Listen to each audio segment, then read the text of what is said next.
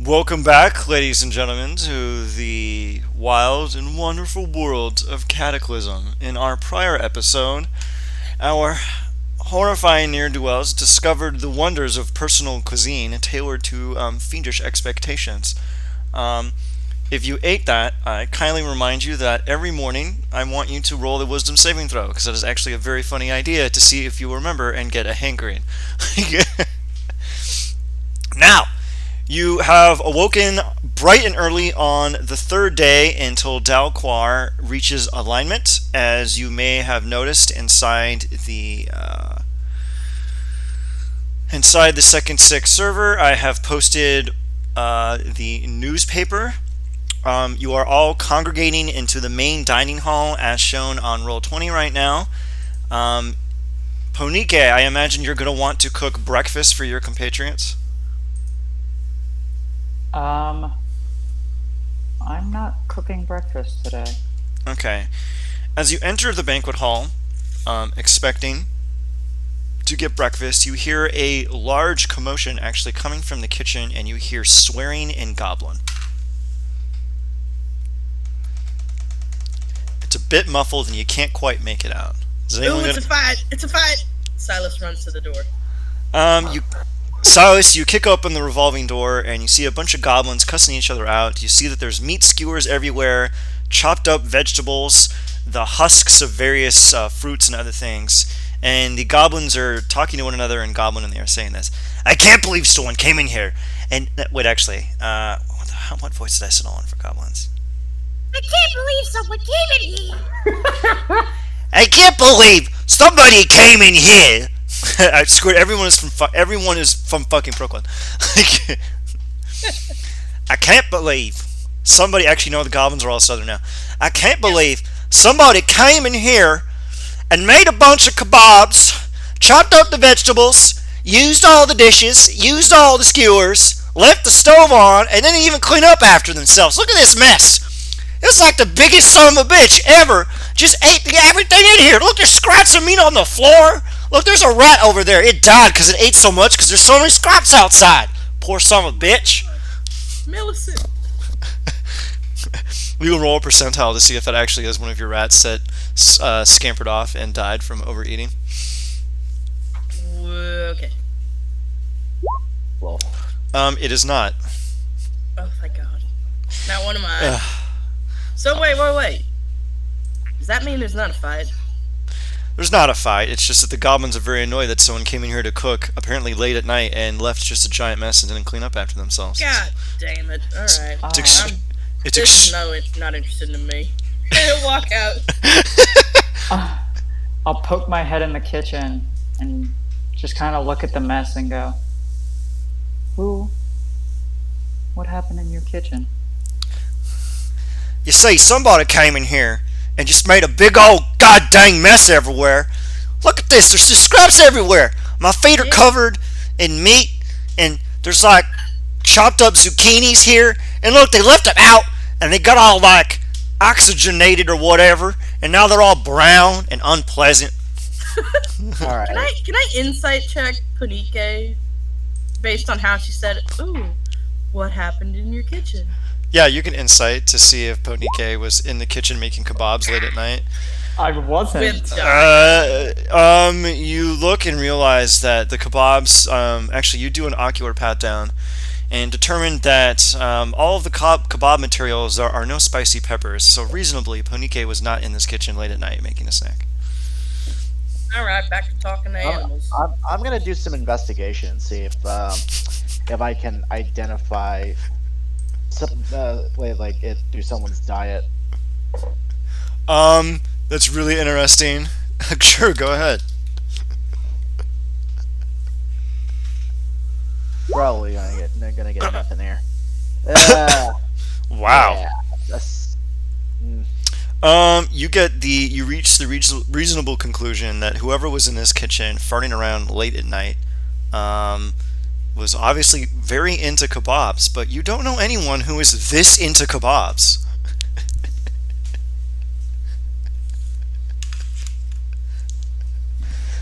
I He kind of look- pokes his head in behind you and goes, So are we getting breakfast or what? Alright, good. And the goblins are like, I suppose since we're already here, let me see what we got. How about some cheese omelets? We can fire some of them up. Can we just eat the kebabs? They used all the ingredients for kebabs. Them sons of bitches took it all out and let it out. Now it's all bad. Well, And the skewers are all dirty. And the dishwasher's broken. I look over at Belfin when they say the dishwasher is broken and go, aren't you an artificer? Would you be able to fix their dishwasher? Nerd. Sometimes I hate the precipice of my of my occupation. Very well. I'll see about fixing it. Alright, give me a smithing check. Or whatever the hell you think the appropriate check is to fix a dishwasher. I'm shocked. Those uncandid machines. When I was young, you just washed dishes by hand. We get it. You're old. I was a 17. You go in there, and Belfin, you look at it, you look at the goblins, and you go, well, here's your problem. It's not plugged in. And you just plug it in. Okay, but having a background in construction and electrical work through my father, most dishwashers are hardwired into the house's circuitry. Okay, I want you to point to the map where Louisiana is in Eberron, Ponike. Oh my god, my immersion is broken. This dishwasher wasn't actually set up like they should be. Okay, so the dishwasher is fixed. And the goblins go, well, I'll be. That guy's real smart. Alright, let me wash these skewers and I'll get them kebabs up. Y'all just wait outside. Then you like shut the door and I guess you all go sit down and you hear the goblins talking to each other in goblin. Wait a minute, do you put them like horizontal or vertical into the dishwasher? And he's like, I don't know, I ain't no artificer. I tend to lie him down. I swear to God, I almost would prefer if Poneki was cooking for us. A small thermonuclear explosion occurs as they somehow create room temperature fusion inside the dishwasher attempting to clean the skewers. A few seconds pass because, you know, it's magic and the skewers are ready. And then you hear them chopping up vegetables and you see a large flame kind of, you see lights coming from the kitchen, you hear clambering and slicing. And after a few minutes, the kebabs come out. They plot them in front of you and go, alright, there they is. Anything else you need?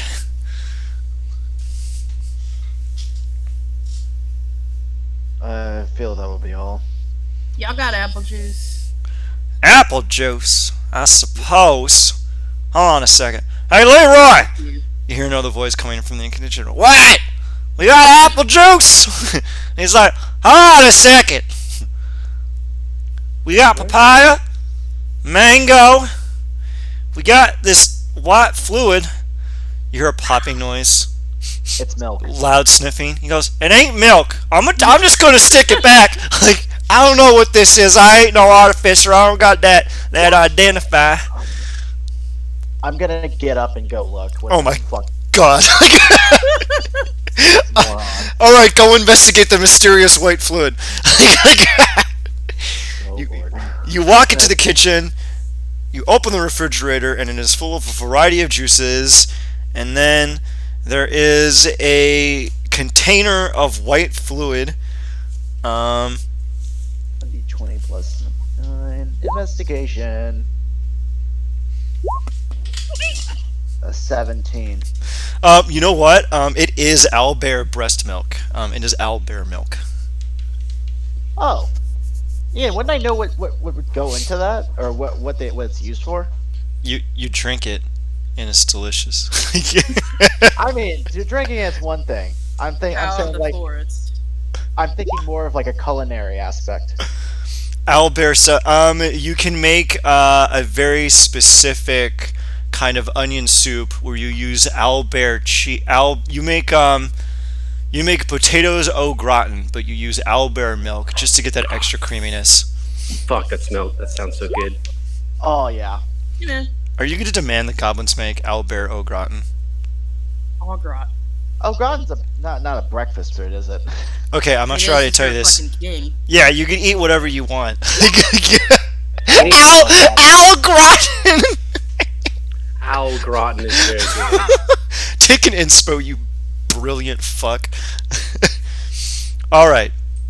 Now, is there anything else we want to do? Thank you.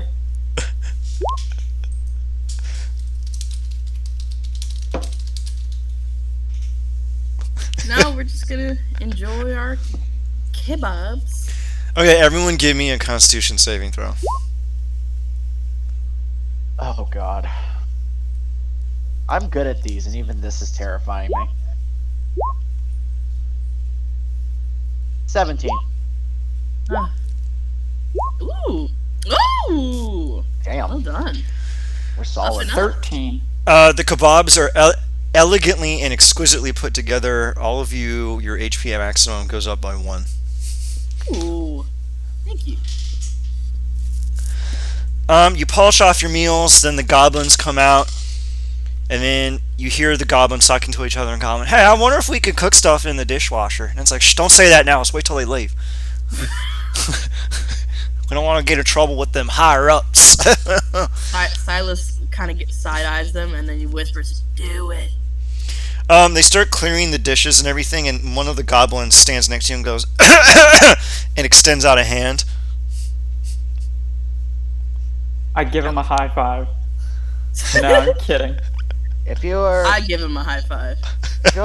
I would assume that Belfan heard them, right? Yeah. Big haggis in it. If you plan on fixing it this time yourselves, and the repair costs coming at your salaries, then by all means, please do. All right, then, you got it. Smarter pants, brained boy. All right, let's go. Brain boy said we can't do it, Leroy. This is the best. Then they leave. And you hear clamoring, and they're like, "Hey, I wonder if we could cook in the fridge." like We need. Okay, jokes aside, I actually just made a lemon icebox pie in the freezer. Yeah, you can. I don't. Okay, I'm gonna be pedantic and say that doesn't count as cooking, but all right. It turned into something I could eat. All right. Well, we'll get That's into like, okay, but is making No, a come on. salad is making a salad cooking? It is not. That I is guess not cooking. Is you make it hotter. otherwise it's just fixing. Wait, hold on a second. Can we have this discussion in character? Because I think it'd be very interesting if everyone was actually arguing about. I think I believe you cooking have to. is when you make it hotter, and fixing is just when it's room temperature or cold. Absolutely. You have to apply heat to food to cook it. Or bake. Not Why? necessarily. Why are cookies called cookies if you bake them? And why is bacon called bacon if you cook it? Yeah. I hate to burst the whole have to apply heat thing, but you can use citrus to cook fish in a formal sense. Well, You the can? citrus, isn't that a form of heat, just on a molecular level? Yeah, I guess if you want to get technical. Food science. Food's weird. All I right, love hanging out with y'all. Milo. By the way, do you want to chime in after you've had your 700th cup of coffee this morning to wake up? Yeah, Milo isn't saying anything. He just every time he makes eye contact with anybody, he just kind of lifts his lip in disgust and looks it down. Somebody's in a mood. Wait, everyone, give me the wisdom saving throw to see if you overcome the urge to eat babies. I didn't spit eat it out. Nope. I was the only one that ate it besides him, and I was cool with it when it happened. Okay, Milo. Silas was cool with it. Milo doesn't care. Silas, you have this strange hankering for human flesh. Just a faint little tickle, it'd be delicious, baby. Oh, Milo looks over at Silas and can just tell that they're thinking about it. And he goes, "Yeah, it's really good, huh?" It's like really good. It was really good. It was I really, know. The umami was incredible. I know. I Man. know. I Thank you. know. Thank you for turning me on to that. I'm serious. I'm gonna go get some. All right. Please do not go get some. Hey, I'm not gonna make it. You know, find it ready-made, cheapy way. Under the How do table. you know what I'm talking about? Can you read my mind? What am I thinking? What number am I thinking of? Apple pie. Oh my God, she can! I was so hoping you'd say something besides a number. As Silas thinks about where to get babies or whatever, everyone hears a faint ruffled noise like something is crawling around in a bag, and you hear goo goo gaga goo goo goo goo, and then Silas kicks the bag under the table, and then the noise stops. No. Silas, do you have a baby under your table? I didn't do that. The DM did it. Or are you just happy to see me? Hey Milo, do you want it to be your baby in a bag? Baby in a basket. Baby in a basket. Have a bag in my boy. Wait, hold on a second. Milo, I'm gonna PM you something. Tell me if you like this idea. If you straight have a baby in a basket, I like Silas the, will steal it. I like the fantasy D&D version of There Will Be Blood, starring Daniel Faye Lewis. Oh. Now,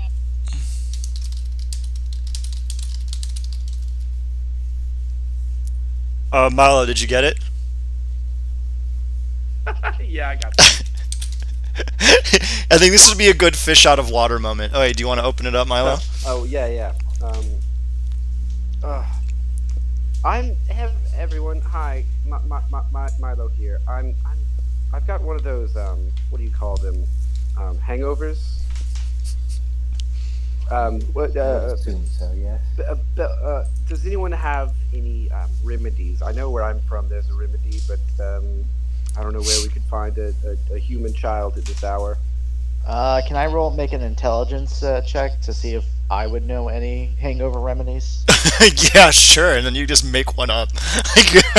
I literally just reached over and grabbed some alcohol and be like, here, it's called hair of the dog. Enjoy. Okay, make a. Is this made from real dog? No, it's Oh, that shit. weird Marion. Yeah. I get it. That's one of those disgusting. What do you call them? Idioms. Ugh. Ian, with a 23,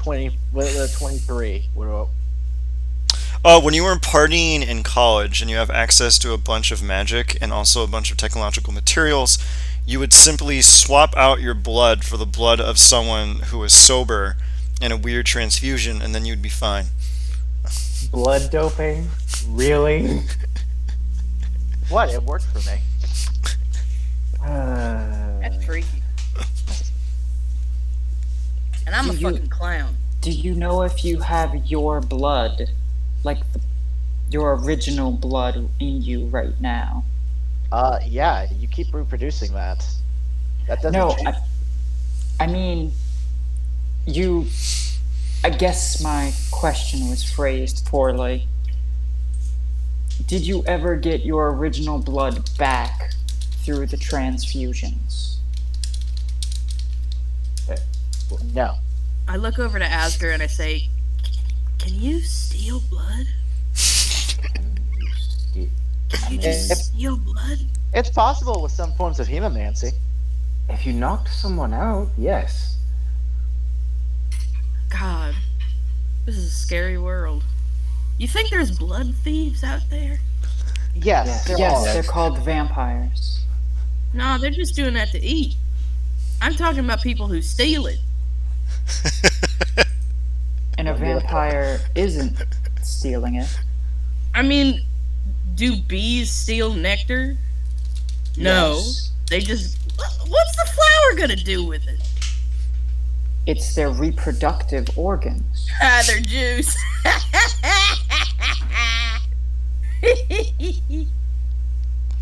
Surrounded by idiots. Oh, you're just figuring that out? You must not be very smart if it took you this long.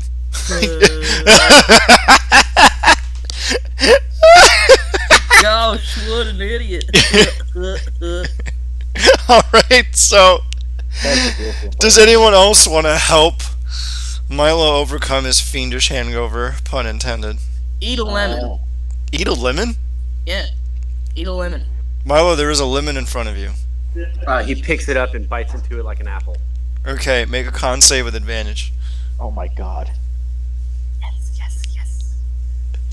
Please tell me you were saying that to be in an assistive manner, or were you just doing that on purpose? Milo, No. you sink your teeth Wakes me up. into the lemon, cleaving it in two, and swallow half of the lemon whole. The citric acid coats the inside of your mouth, shocks your palate, and your headache disappears as you swallow the lemon whole. You are flabbergasted that worked. You're welcome. it like a snake. Milo starts grabbing. How many lemons are on this table? There's like 8 of them. They're all decoration. Milo grabs them one at a time and starts shoving them in his mouth. Okay, so how many? Okay, I think reasonably you could probably put 2 or 3 lemons in your mouth. So are you gonna do? No way. Milo's the throat goat. He can fit all 8. All right, you were very popular at Fiend College. So Hello? Milo unhinges his jaw and just throws 8 whole lemons into his gullet like a pelican.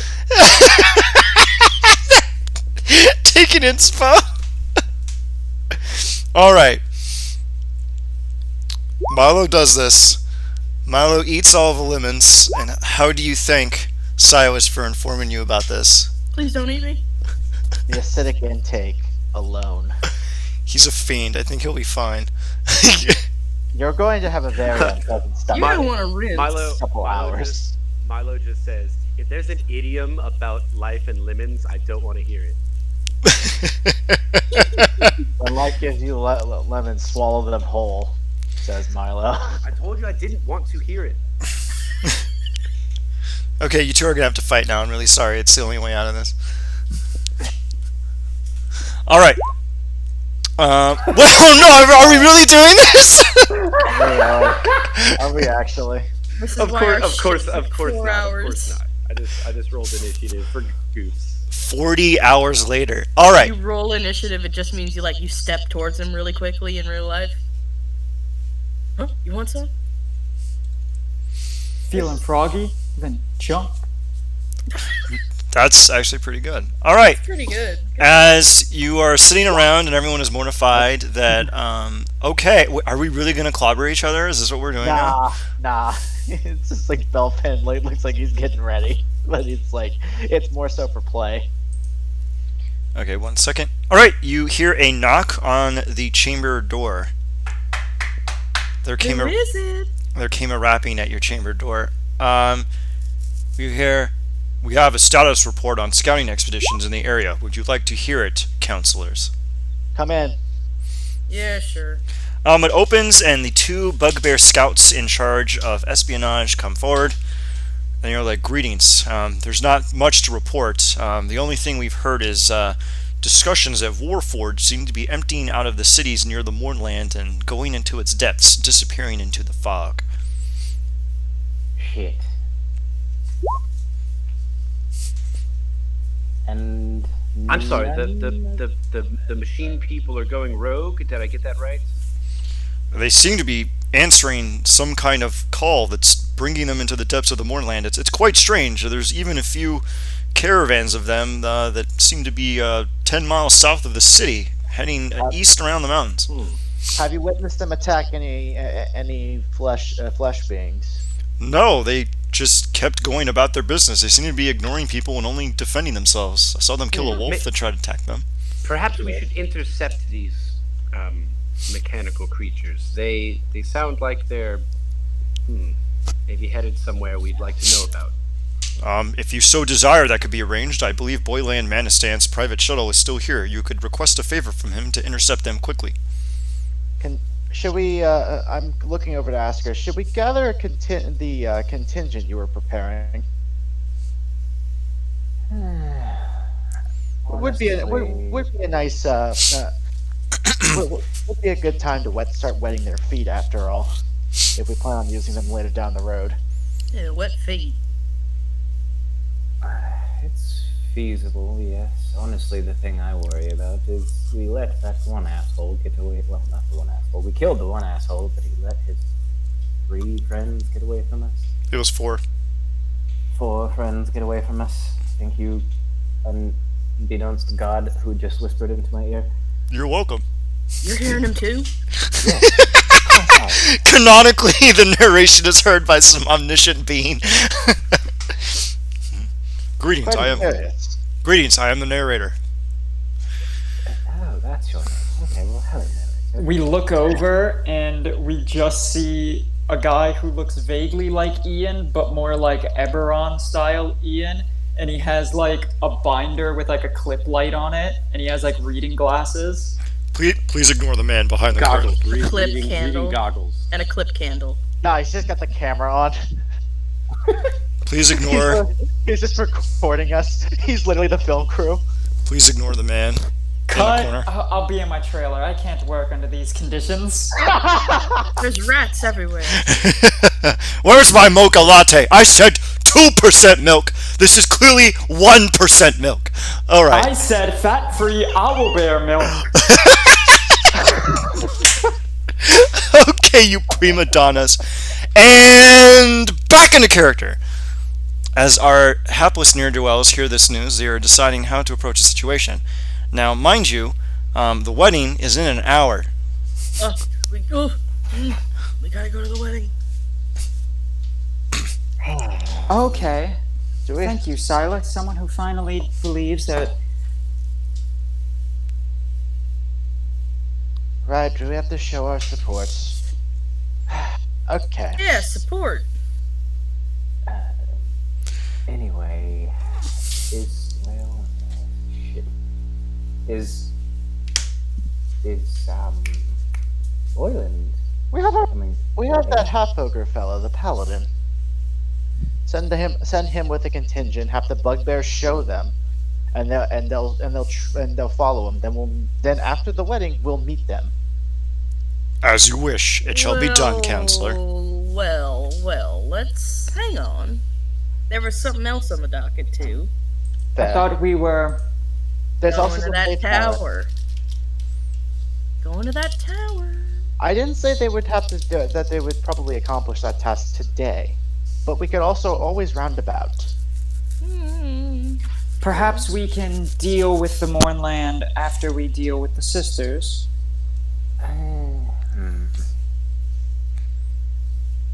It is possible. They ruminated their options. If the 4 assholes that we let go are amassing an entire army of Warforged, that might be a bit of a problem. Considering Warforged don't sleep, and when the sisters complete their action, the Warforged will be immune to said problems.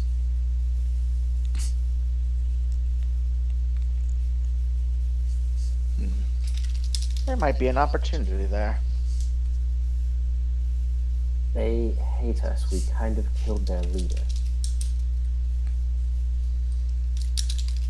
Well, Gyarados kind of killed their leader. Yeah, but And guess what? The very person that killed their leader is now dead, which gives us an opportunity, an in, so to speak.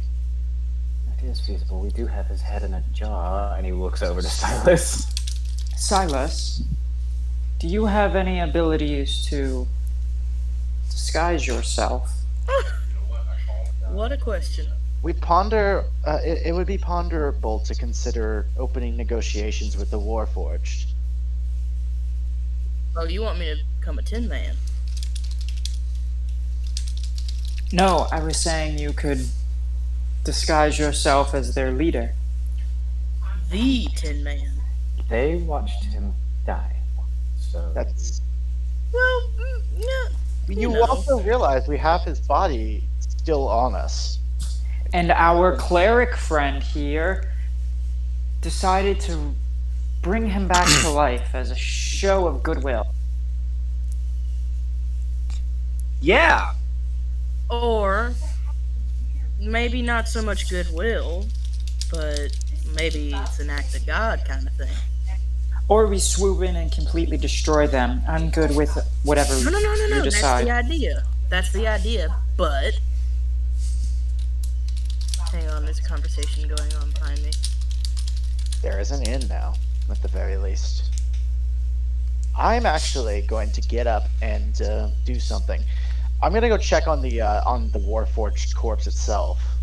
We still have it. It's gone. I'm kidding. Actually, where the hell did you even put it? I mean, you all like Always dragged. in the lab. It's always in the Probably lab. my lab. That's the meme. Put everything in the lab. Okay, we are now going to the lab. It's probably going to be somewhere where I consider dismantling it, but I haven't gotten to it yet. You walk into the lab, and the Warforged corpse is in this tank over here to the left. And your apprentices are on the top right, poring over the technical manuals from the lower recesses of Palor Drawl and doing a little bit of research and transcribing it into a book. And you can see on the side of the book's binder, it says Belfin's Notes. Why don't we convince them to disperse over a cliff? I snap my fingers. You have 20 seconds to comply. The artificers turn around and say, "Oh, hello, sir. A pleasure for you to be here. How can we assist you?" Have you interacted with the Warforged corpse at all yet? No, we have kept it in the fluid over there to keep it in stasis. It's House Caneth protocol with the more advanced models. Understood. I'm going to walk over and just check it to see how it is condition-wise. That shit's pretty fucked up. Give me a percentile with disadvantage. Let's just do it twice. Roll. Yep. Because you all beat the fucking shit out of that guy. I remember blowing his ass up, so... I'm shocked there's anything left. Like, Naughty. I am rolling. hey, when we're doing stuff in chat, can we say it in character aloud? Oh boy. Ooh, I'm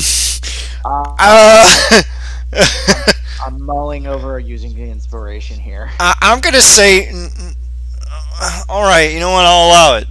Just Now to let's see be, what happens if a 1 happens. a one. Yeah, no, it's literally disintegrating in the goddamn water. Like, No, it's like really fucked up. You would have to basically haul his ass to the Genesis Forge to put him back together. And all the king's horses and all the king's men. Couldn't put the Lord of Blades back together again. I'm going to go ahead and roll the inspiration here. All right, do it again with disadvantage. I'm gonna roll. All right, that's 1. And 2. Yeah, better than nothing. It is. It require a lot of repairs. You'd have to get someone who worked on the forges, or you'd have to go solicit some information about it. But it's technically doable. Technically, It's it'll just take a while. it's ruined, but I'm not trying to put the guy back together again. I'm just trying to give Silas enough of the of the body to actually not rebuild per se, but give him Mimic. a winning chance on a disguise. Well, listen though. What if I just come back looking like that? Might scare him. Torn up. Might convince him into thinking that's the real dude. Those are the wounds we saw him sustain. If he comes back looking good as new, you know, they're gonna smell shit. Or rust. Or whatever. Do they shit? I don't know anything about them. I am fascinated by that question. I will explore it later.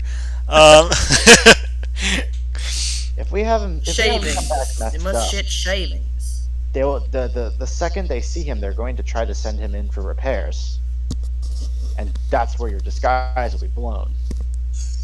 Well, we'll just have to make it look kind of biblical. then. I'm not saying being capable of incompletely capable of fooling them. But what I'm saying is that once they get you to to a forge or however else they intend to repair you, the jig's going to be up there. Well, why would they bring me to the forge?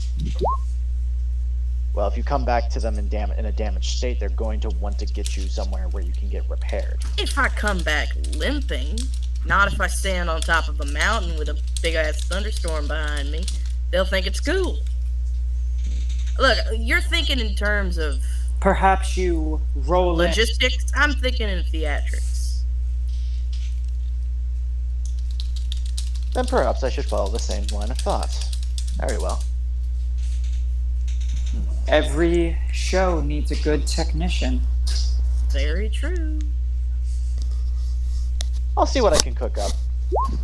You the technician, I the pyrotechnician.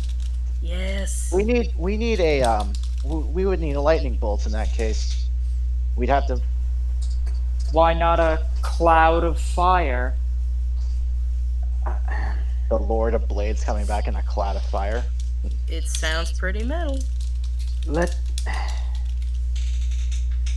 To play devil's advocate a little bit here. Please play on. Literally. I was in a mercenary band for many years, and if my leader were to die and then suddenly reappear, they would be immediately taken prisoner and interrogated. Go on. It was something I was thinking of too. We would absolutely torture the living shit out of whoever it was because we don't exactly believe in divine providence like that, so to speak. And these are not Alright. unintelligent beings. These are warforged. They generally are rather intelligent. Well, then we need to find out what they do believe and play off of that. I will be right back. Sure. Honestly, I think our best bet is keeping an eye on them, and then possibly, if it happens to be on the way to the Fate Tower that we have planned with later, intercepting said band, or on the way back from Fate Tower, intercepting said band before they hit the Mornland and figuring out exactly what it is they're doing. And if we need to eradicate that particular band, then we eradicate that particular band. And now we have more information. I like it. Look at you being the smart one. And all we have to do is put a couple of pots and pans on our head, and we'll be able to walk right up to them. That seems kind of insensitive. I don't believe in sensitivities, Silas. Time Well, destroys. that's a shame. Facts don't care about your feelings. Ponike 2020. All right. Time destroys all things. So I'm not being racist. I'm just stating facts. Ponike 2020. All right. Time ended a long time ago. Be nice. Right, so anyway, I believe we all need to get ready for a particular event that's coming in now, what, 13 minutes at this point? Yeah, it's a half hour. You might be late. Everyone start getting ready. Oh, Milo, what are you doing right now? Ponike gestures to her dress and goes, I am already ready. Okay. Milo, what are you doing right now? Guess putting on his fancies, right? Yep. So everyone gets dolled up, and as soon as you finish and exit your private quarters, there is one of those fancy rickshaws, and it's being carried by a bunch of goblins. You know, like one of those nice. Milo's tie is all fucked up. He doesn't know how to do it right. Silas does it for him. It's a pentagram, and it hurts to look at. Oh my god, like a pentagram bolo tie. Pretty sick. I'm sure that exists. All right, Thank you, Lucifer. Silas. Thank you. I was having some difficulties. Hey, everybody's got to learn it sometime. The bow tie starts to spin. Whoop, whoop, whoop, whoop, whoop, whoop, whoop. Okay. That's the only nod I know. Who wants to roll me an encounter for the city so we can have one? Me. All right, go ahead, Milo. Do it. Do it. Do it. Do it. Skew it. 61. Ooh, nice. 61. Only 8 away. One day we'll hit it. Okay. 8 inches away. Hi-oh.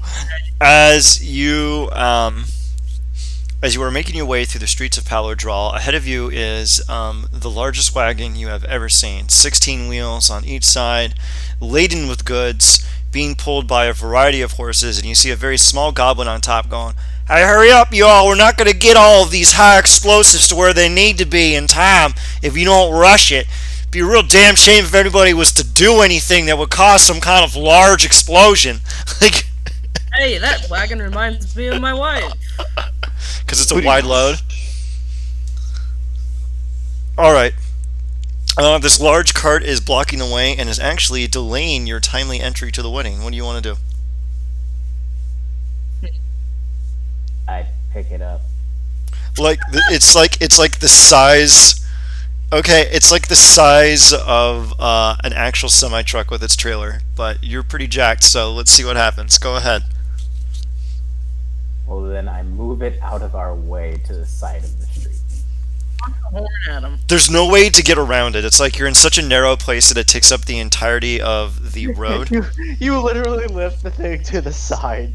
I want this to happen. I have a question. Yeah. See.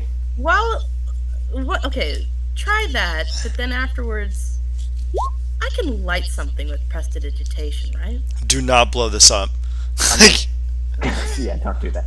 I'm gonna Don't go put ahead a bunch and of explosives in front of me and say, burn don't blow it up. a gauge to do it. Asger, you have enlarged There we go. reduce on your buckler. All right, Oh, yeah. Asger, you just straight up crawl under it, and then just straight up, just deadlift the entire thing, several thousand pounds, just straight up in the air, and you hear the guy going, "Hold on a second, I don't remember casting levitate on this here trailer. What in the Sam Hain is going on?" And you lift it up, your cart goes underneath it, and then you lower the trailer, and then you crawl out from in front of it, and you look the goblin dead in his eyes. What do you say? Why in the hell do you have so many explosives? I was told we needed these explosives to blast some new holes to make apartments for everybody. I'm just, doing my job. He's a working man. Leave him be.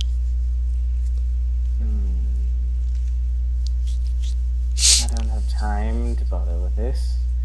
If it turns out you are lying to me, and Asger takes notes on this goblin's face so that he can easily remember it later, he looks at him and says, "I will find you, and I will put you in the middle of a pile of explosives that big, and then I will detonate them." And Asger walks off.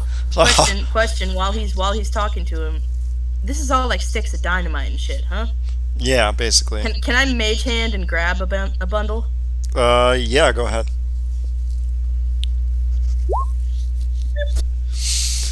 You do it. You grab some. It floats in the air. The guy, let me see if he notices.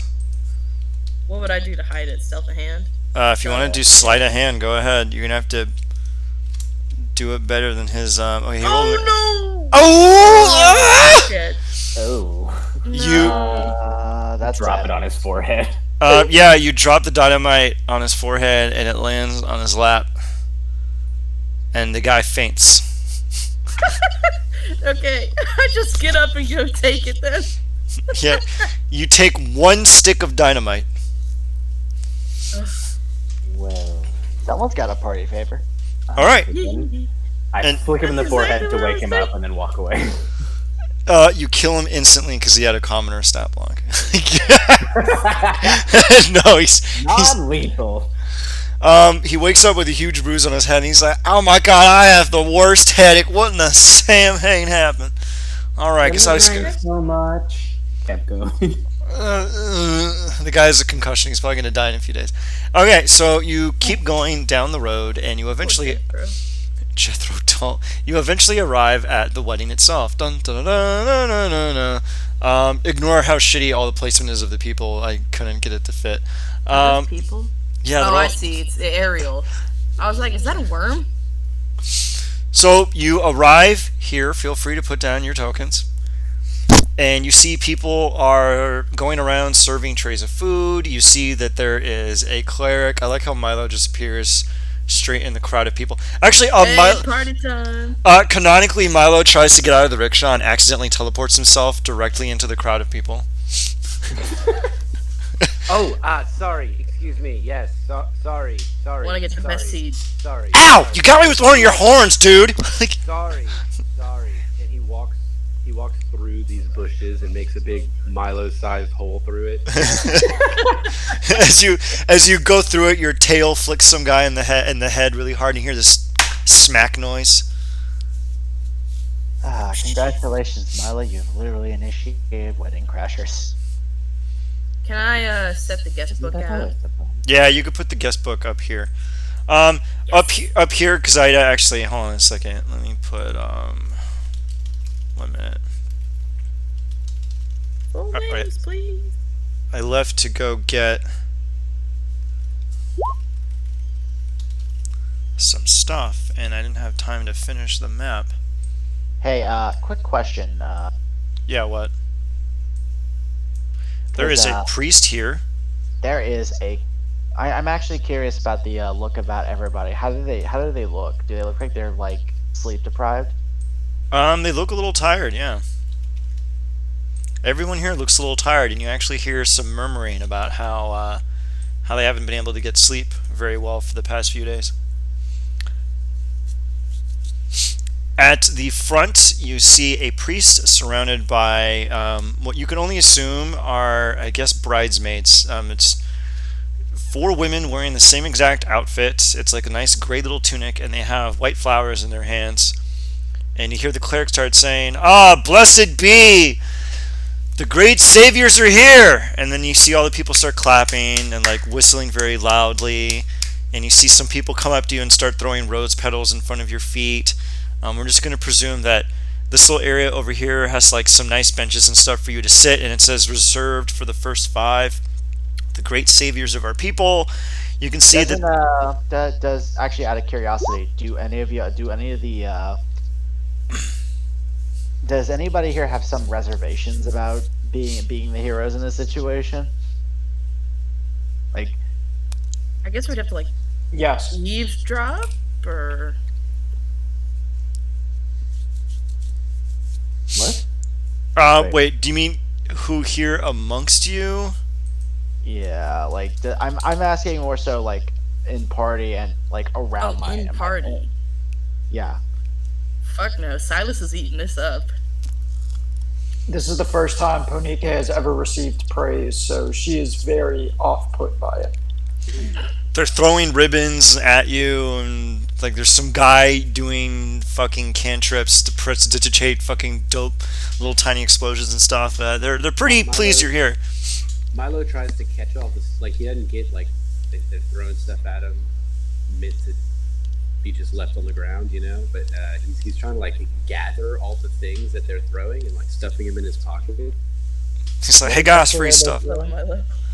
I don't know. They're throwing like little Rice and shit. like rice and like little ribbons and like flowers and little origami stuff. Yeah. Milo starts just stuffing his pockets with all those little gewgaws. All right, perfect. They say, "Please take your seats, great liberators," and he gestures over here.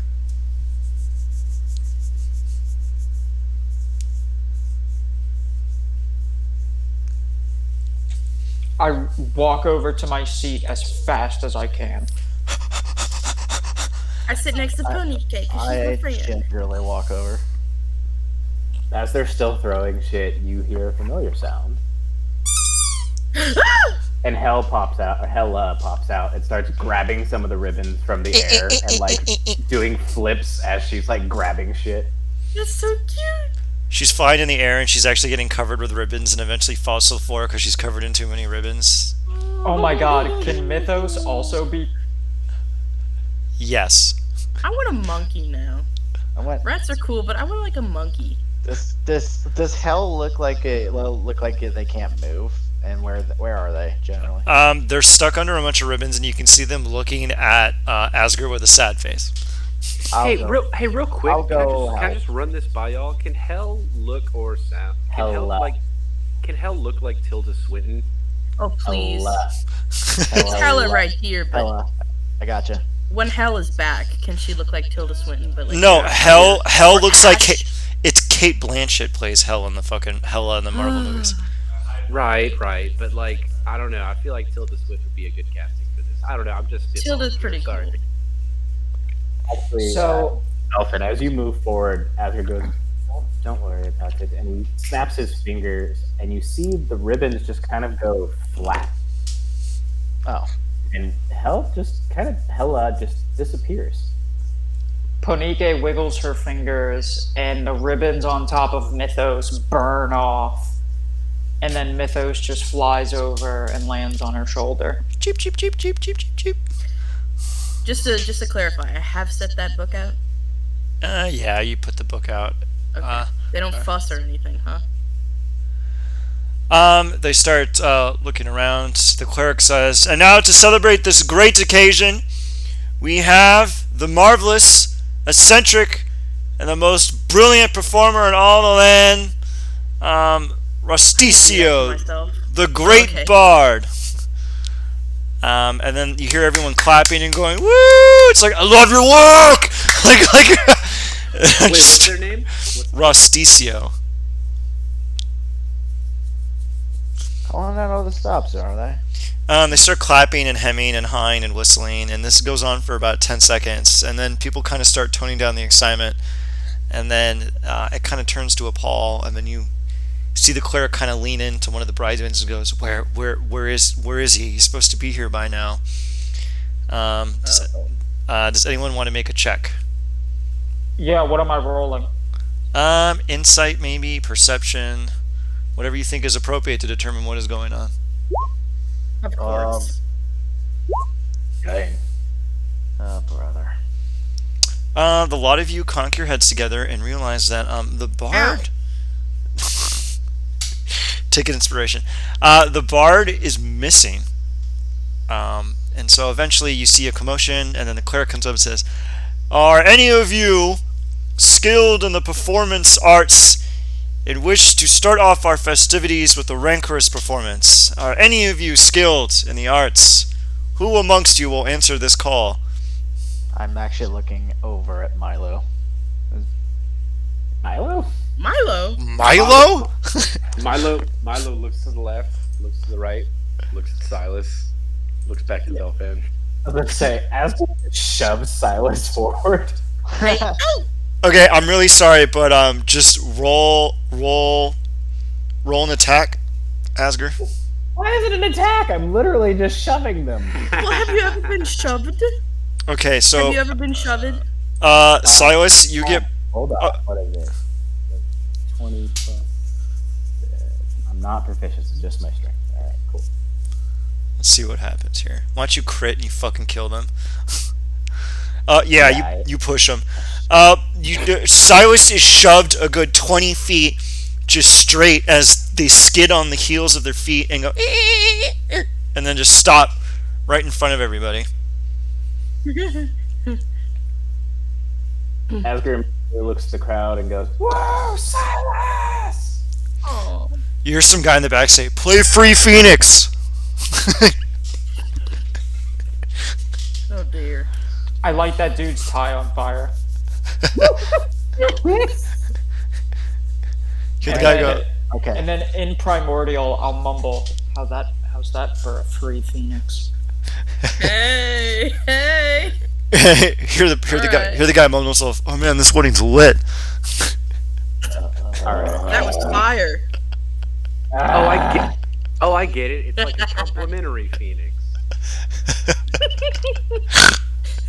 I don't listen to your fancy Not like I get it because at first I thought it was like to liberate the Phoenix, but I get it. It's a play on words.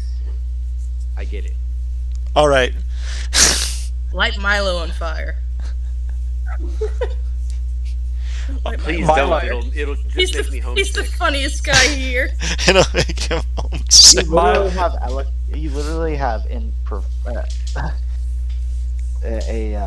eloquence of this. Wait. Shit is easy. Milo, are you immune to fire? No, I'm very much not immune to fire. I'm resistant. Oh, okay. All right, so Silas, what are you gonna play to open up this wedding? Actually, I mean, I can post a song in chat, but you shouldn't play it. But I'll just play something fun and honky tonk, but uplifting. All right, You know, charming in its Give- own bumpkiny way. play what? I've got friends in low places. Just roll me a performance check, Silas, and then describe what you do based on the resulting roll. I hope it's a 1, because this would be Shut up. hilarious. I hope it's a 20. You know what? Just to see. Could I use my inspiration to see if I can get any higher? And if not, I could just take that. Yeah, I'll you give can. you one. I just want to see. I was about to say Silas, like, I'll give you a +5. Oh no, I'm good. All right, burn it and spill and re-roll. I'll What? blow it back further. Get 38 on that fucking roll. I want to see this happen. So good. Silas gets up there all awkwardly, and you have a dulcimer, right? You start belting out a song that is so beautiful that for a brief moment, everyone in here forgets the concept of pain. All the years of struggle, every bad time, every lonely night just evaporates from their mind, and all that remains is you, your performance, and the unyielding truth and beauty of your skill. You see the couples hold hands harder, knowing that their love is being ushered into this new world with something so beautiful, so hidden. Everyone, actually, I need everyone to make a wisdom saving throw with disadvantage, except Silas. I literally cheered them on, so I'm failing intentionally. All right. What? Well done. This is going to be good. Keep going. Wait, save. Whoops. It doesn't matter. It's the same thing. Never mind. All right. Absolutely everyone, you are moved to tears. You start crying. Shockingly, Ponike, you're like, gotta hold it together. Gotta hold it together. The song is so beautiful, Ponike, that it reminds you, it actually gives you an impression of what true death would feel like, and you are overcome with this beautiful melancholy, and you shed a single tear. Sizzles immediately. Yeah, Yeah, it sizzles. it's like this. It looks like sizzling oil dripping down a pan. Actually, steam just comes out of her eyes. Nobody makes me steam like this. I always steam at That's how weddings. she cries. Okay.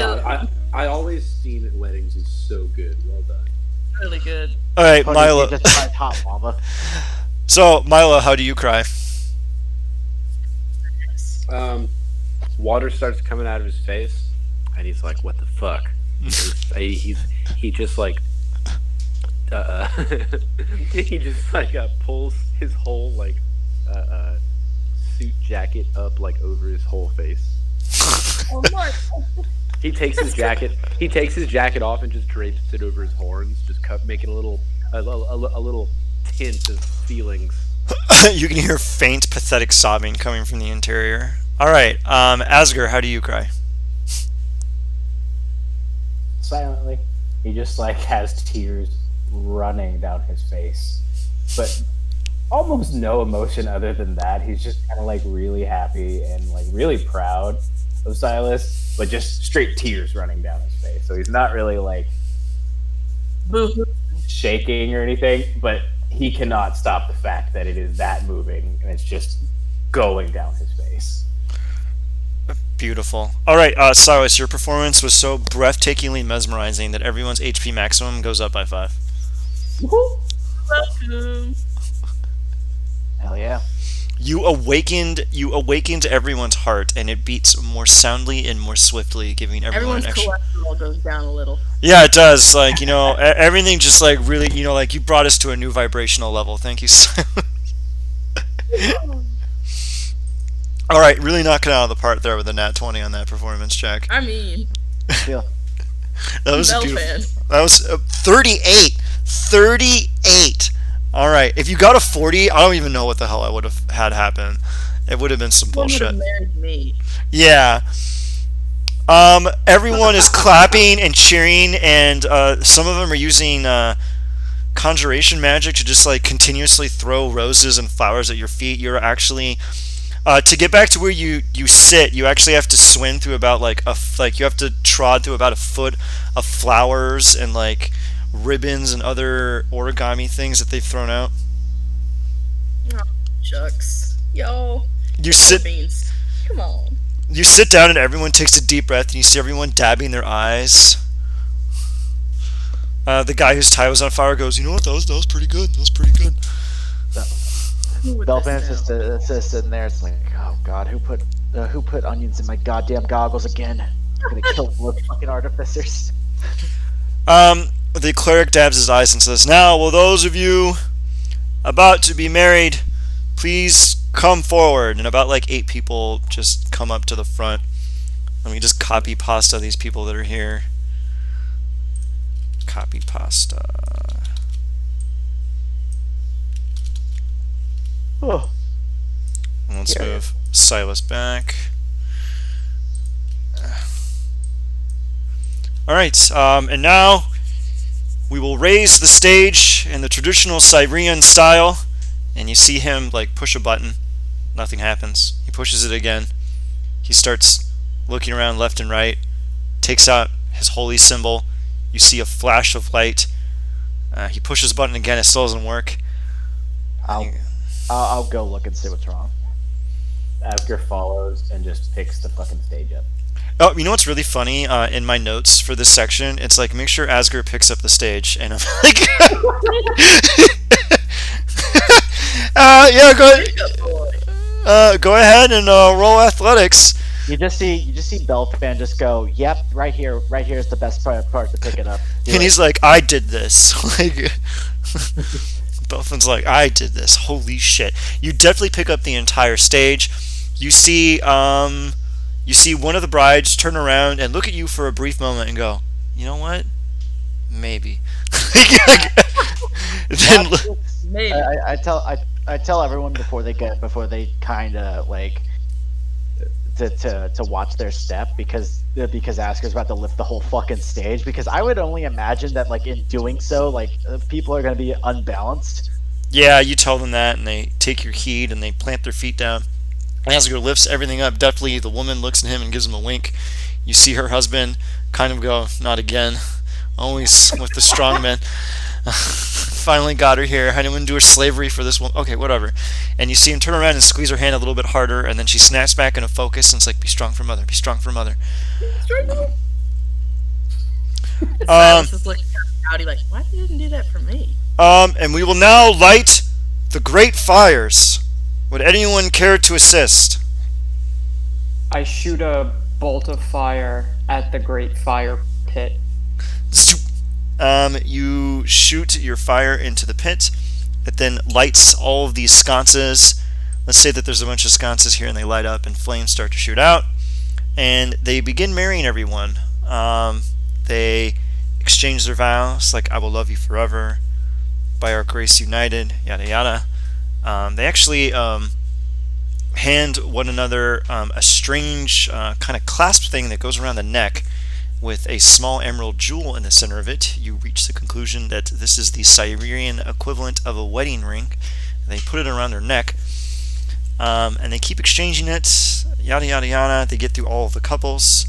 Everyone's cheering and applauding, and then eventually the couples sit down in this little area over here to the north, and then the cleric says, "And now it is time to feast and drink and be merry.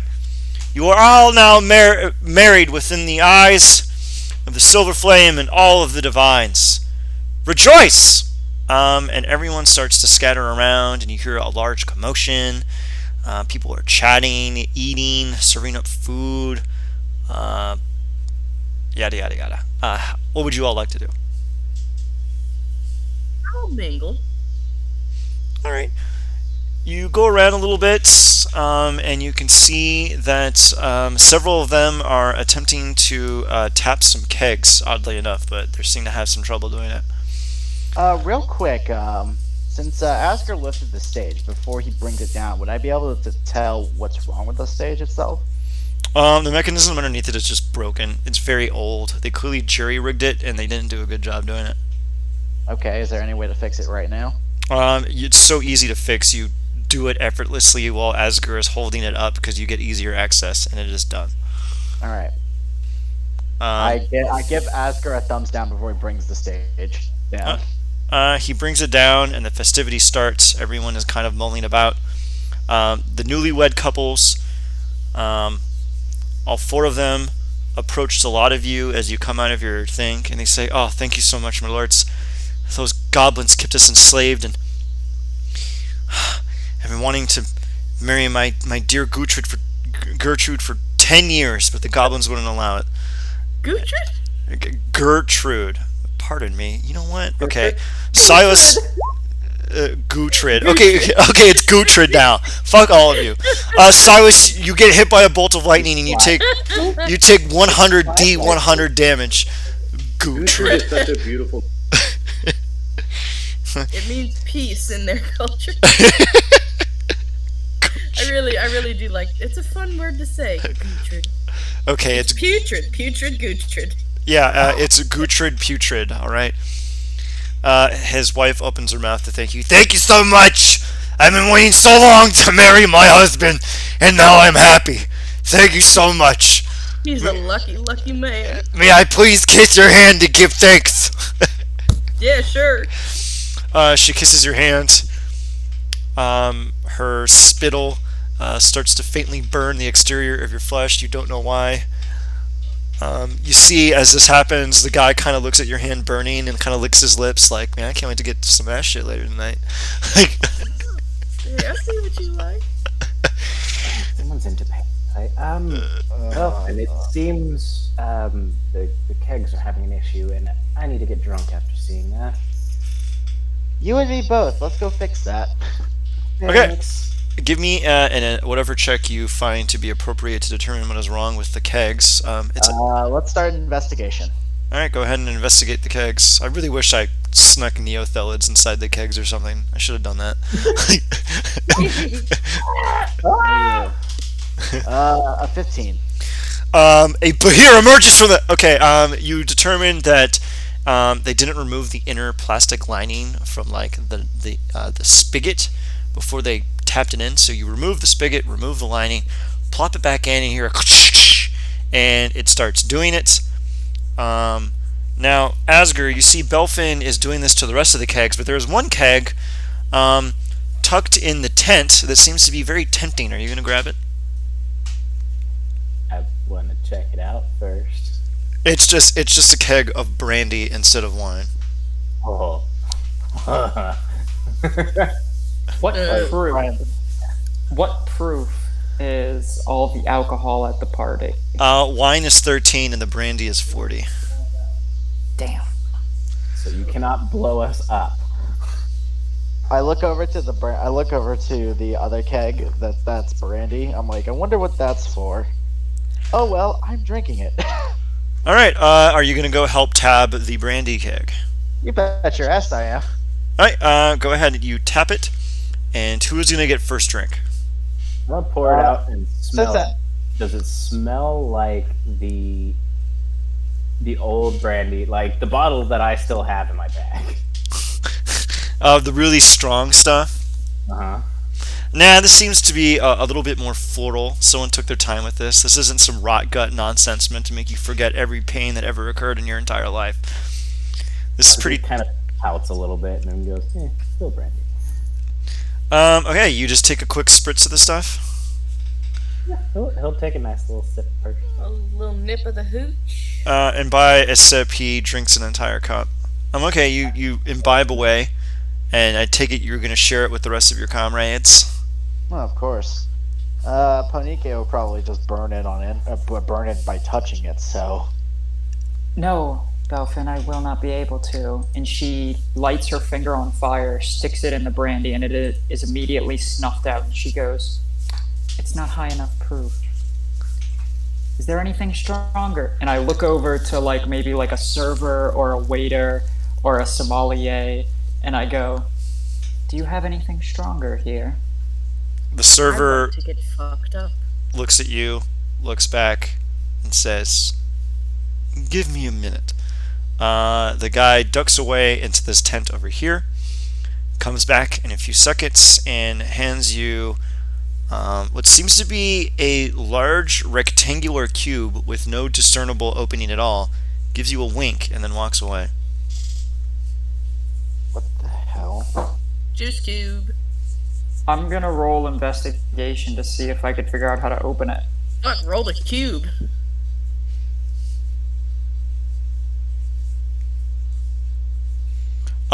No. I guess I'm stepping over. Ponike is befuddled by this object. Like, Modern contraption that and- holds and- my escape from this my minor escape from this world. Why do you befuddle me so? In all my years on this goddamn planet, I have never seen something so difficult to open. Meanwhile, Belfan. And I look up to see that Belfin has walked over to me, and I just kind of extend it towards him, and I go, "If you I'm open gonna- it for, if I'm- you open it for me, you can have the first sip." I'm not even gonna worry about it. I'm gonna roll with the Flash of Genius. Roll 21. you grab it, you put your hand on the top, put your hand on the bottom, you squeeze the two ends together, a faint kind of sliver opens around the top, and it kind of splits open, revealing a spigot at the top that emerges. Well, I will be taking that first sip then. And he takes one of the cups, again pours himself a full cup, and takes a sip. Roll a con save. I wanna pour a little, like like half a shot into my cup, and crack it with an ignite. 19. It hits you at first, and you go, "You know what? This is pretty smooth." And then it hits you. You kind of roll for a little bit. You feel it burning down your throat, scouring your insides, and then it drops into your stomach like a high explosive. You're in a good place right now. And it tasted like, think of your fondest childhood memory, and it tasted like that. Whoa. Actually, no, it tasted like the last time you bested someone in combat. You feel real uppity, you feel like you could take on the world. Asker's gotta get some of his hands on this shit. Asker! Asger come out and he's like finishing his third glass of the brandy, and he looks at you and goes, "What?" Try some of this. Fucking I amazing. will. I'll take a shot of it, and I'll hit it with an ignite to see how strong it is.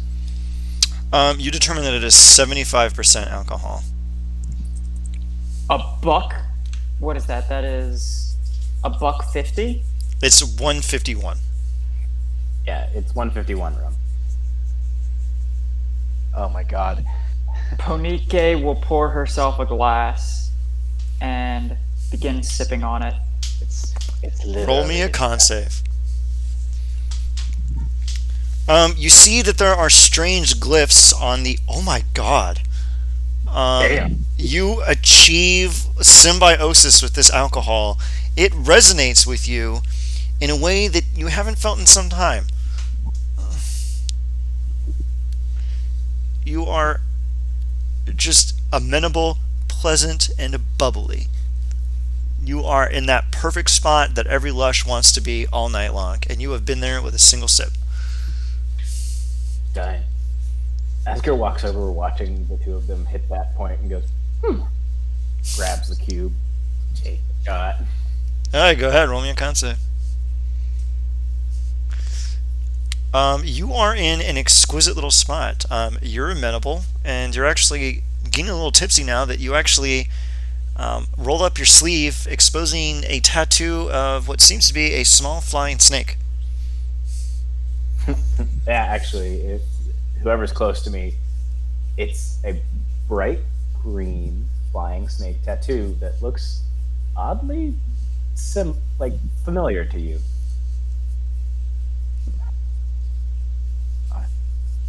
Asker's just sitting there like, this feels fantastic. This isn't the time to ask questions. This is the time to drink. And he takes another sip. Give me a con save.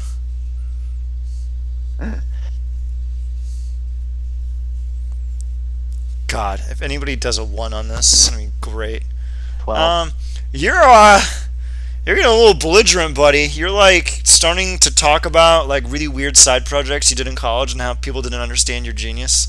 You're like amusing. You're like amusing drunk right now. You're pretty good. You're okay though. People are like, he's not going to do anything as long as he doesn't blow anything up. We'll be fine. Milo, what are you doing? I'll take a few more sips. Hold on a second. Milo wants to grab the bottle and have a swig as well. All right, roll a con save, Milo. Time for somebody to have a bad response to this stuff. Come on. Nah. Damn it. Nope, not today. I take another sip. All right, roll a con save. Are we just gonna keep drinking this until somebody fucks up?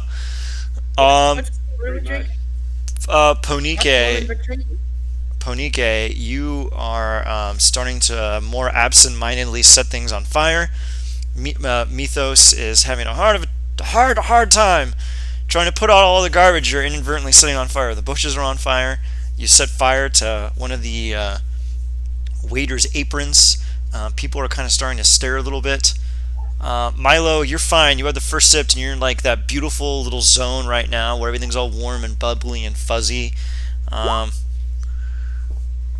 And you take another sip and you round it out. You know, you're like, good. You're going to maintain that level of drunk. Now, is there anything else that you all would like to do other than get extremely trashed at this wedding? Asgard snatches the cube and then goes, Silas, drink. Asgard, okay. I'm scared. It's really good. Somebody hold. Just open your mouth. And he pours it down your throat. Oh my god. Oh my god. I'm not sure that's how Not a alcohol. lot. Asger's not completely shit hammered. He just gives a nice little shot. My wind type, apparently. You miscalculate how forcefully you put the alcohol down their throat. Silas gets about a half cup of this alcohol as it courses into their stomach. They look up at everybody and go, oh no, this isn't going to end well. Silas, you are thrashed. I don't want any more. I want water. I walk over to Milo and I go, devils are immune to fire, right? And I pat him on the back, and as I pat him on the back, I light his clothes on fire. That's not. Milo.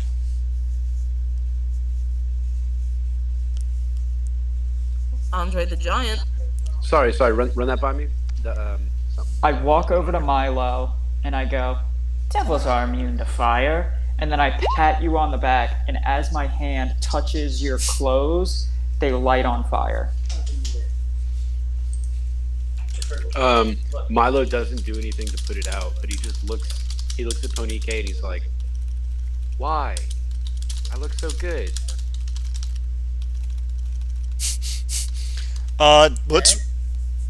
Let's roll a con save for your clothes, Milo.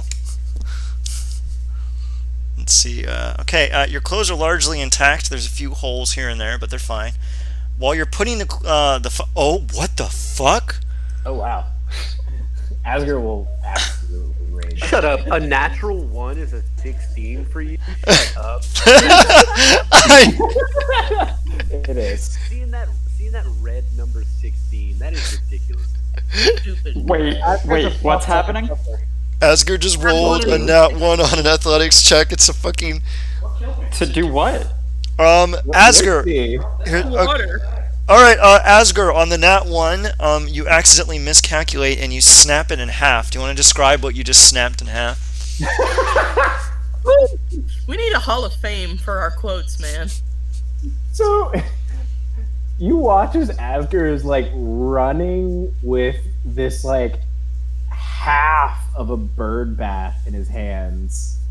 Like it's still got a good amount of water in it, but it's like half of the bowl. And like the complete stand is just shattered off the bottom of it. And top half of the bowl is also broken because he just like squeezed it entirely too hard, so it snapped off. And then he grabbed it the second time and just ripped it off the freaking stand.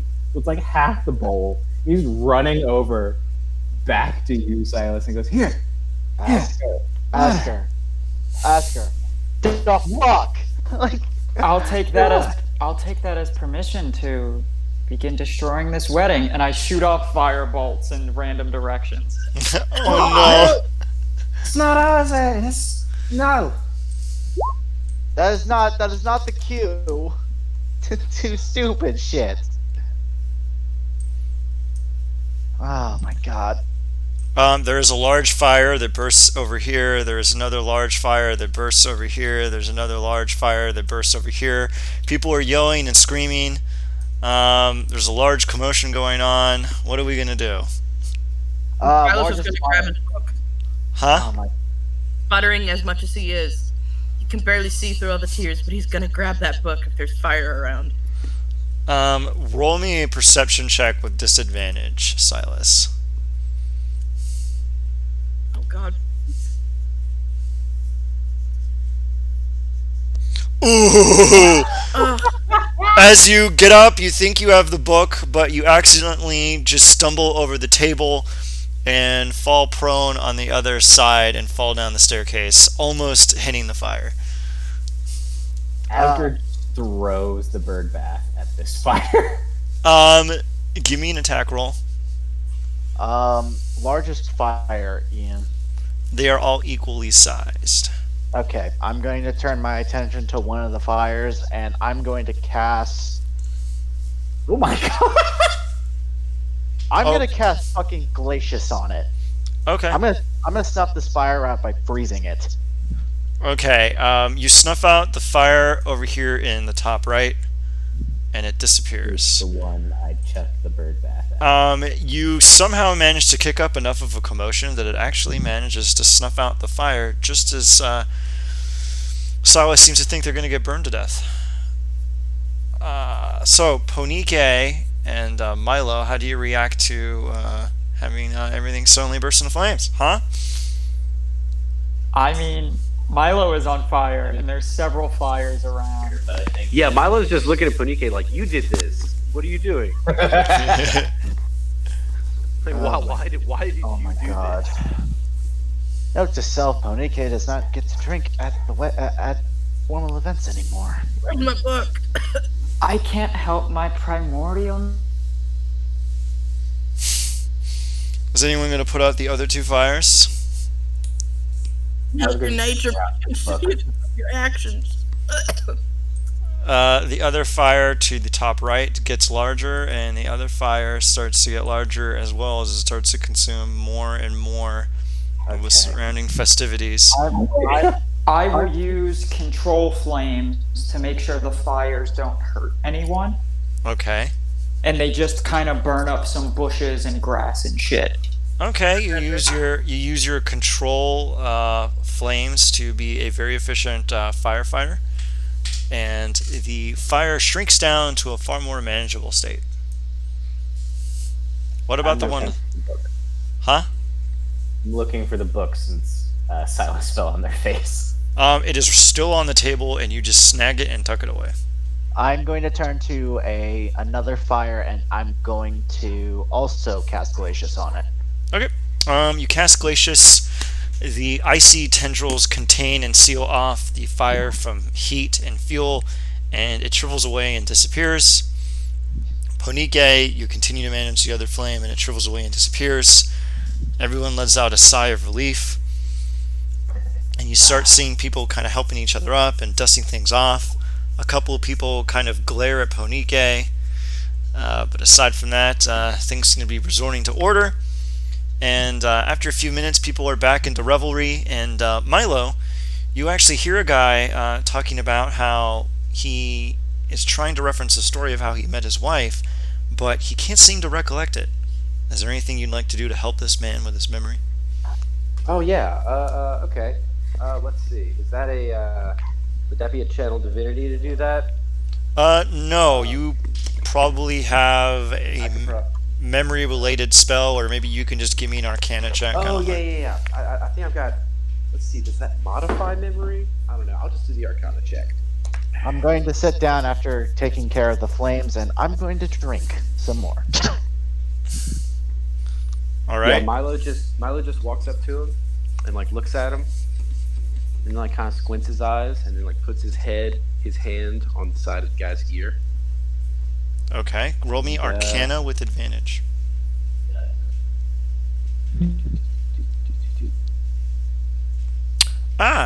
You determine that the drinking and all that slavery kind of ruined the guy's memory a little bit, but you can tell that it's in there. Do you want to help tease it out? I'm going to say that you just expend modify memory if you want to, and you can figure out the memory and fill in the gaps for him, and then he'll remember it. Yeah, definitely.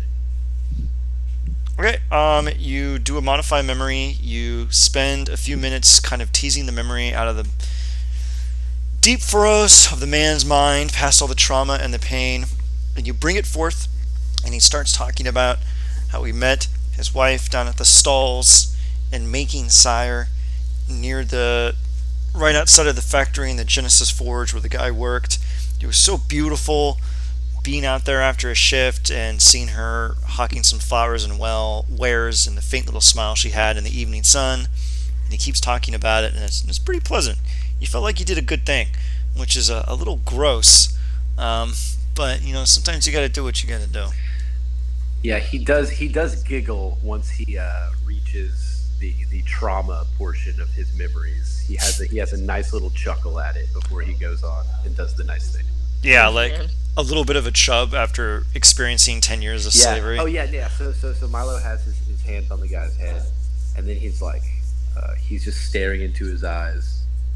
And the guy kind of like when you go underwater, your hearing is kind of like muffled, like that's what that guy feels, and it just kind of like he kind of starts like shaking a little bit, like it's kind of disturbing. This devil man kind of like walking up and seemingly giving this guy a mild seizure, but then when he snaps out of it, he's like, super grateful. So yeah, just normal wedding shit. Guy like stares into the eyes of the devil and like starts like joyously laughing and with glee. Reminds me of my ex-wife. The guy says, "Oh, thank you, my lords," and he extends out his hand to shake. Do you shake his hand? Milo grabs his wrist and then puts his pointer finger against the guy's palm, and then like scratches his palm very lightly. Huh. That goes. It's a very strange greeting, but thank you, sir. He just looks at his hand, and he's like, "That was very odd," and he just walks away. I took a drink at the stuff from the magic cube again. Ponike will raise her glass and go, "To revelry," and finish it. Oh shit! Give me a con save with disadvantage, Ponike, and just give me a con save, Belfin. All right. I take it that you all want to probably wrap this up and then maybe go attack the Fae. Mm-hmm. Oh God. What we do though? We're about to go attack the Fae drunk as fuck. Belfin is a little belligerent and starts like going, "They never appreciate what I do."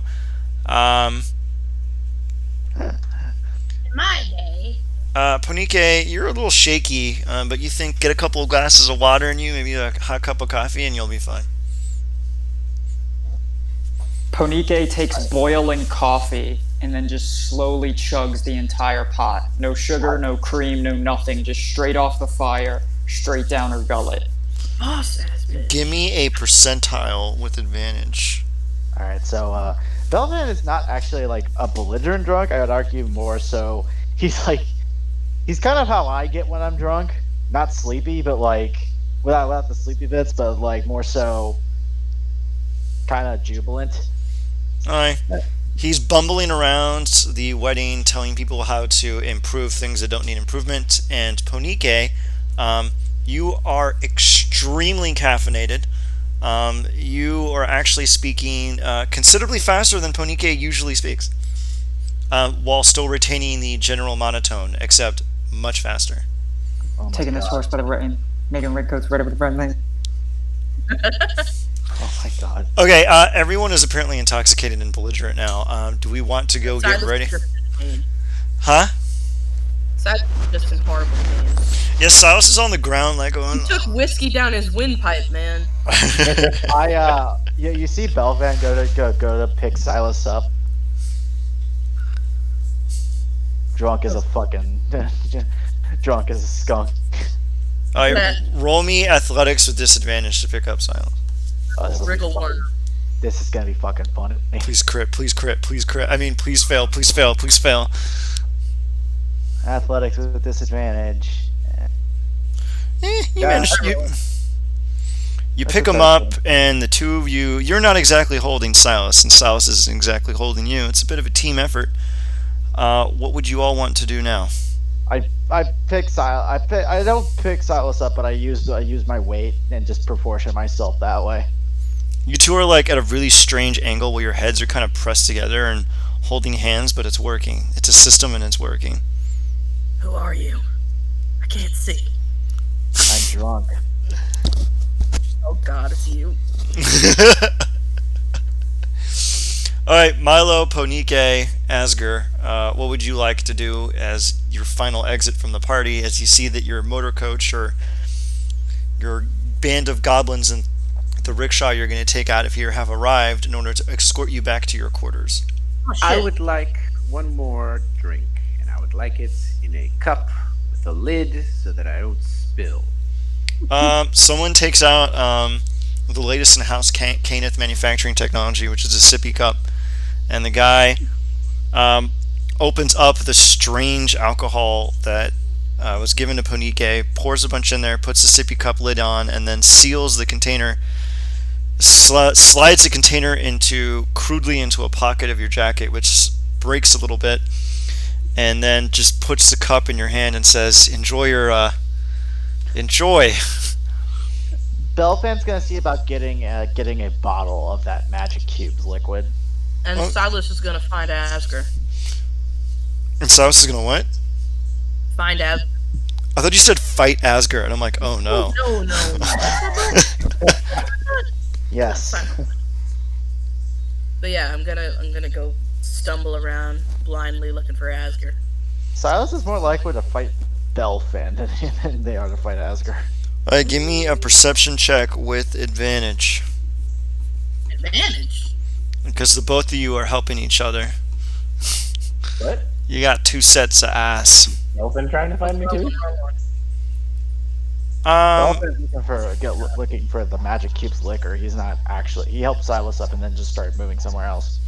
It just so happens that the magic cube liquor is with Milo, which Belfin finds, but Milo is a little close to Asger, and the lot of you bump together. What would you all like to do now?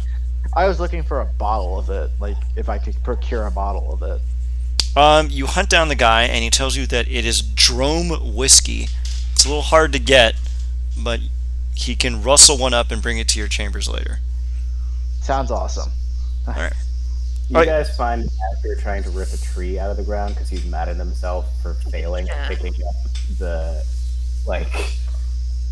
bird bath. He is Aw. very upset, so he's literally trying to rip a tree out of the ground. Alright, give me an athletics check. I can't believe you failed an athletics check. You just, all right. You just see Belfan walk over to like the broken the broken bits of this fucking bird feet, this bird bath, and it's just like that's actually basic and just mend it. Nice. Alright. Give me that athletics check. You rip the tree out of the ground and you chuck it 100 feet away with a smug little grin, going, "I knew I could do it." Hey, that was some squirrel's house. And? Asgard, Asgard. What? Where are? Okay. Silas gets a good hold of you. He's like, just, you're a big dude, but he's holding on to you. You have my book? Oh, yeah, you went stumbling over the thing, and he reaches into his duster and pulls it out. No, I can't see it. I can't see it. Look through it. Does it look like Ponike. everybody signed? Alright, and I look through it. Yeah, everyone here signed it. Okay, Seems about right numbers-wise. thank you. Ponike.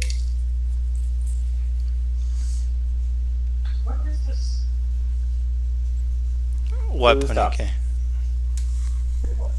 What?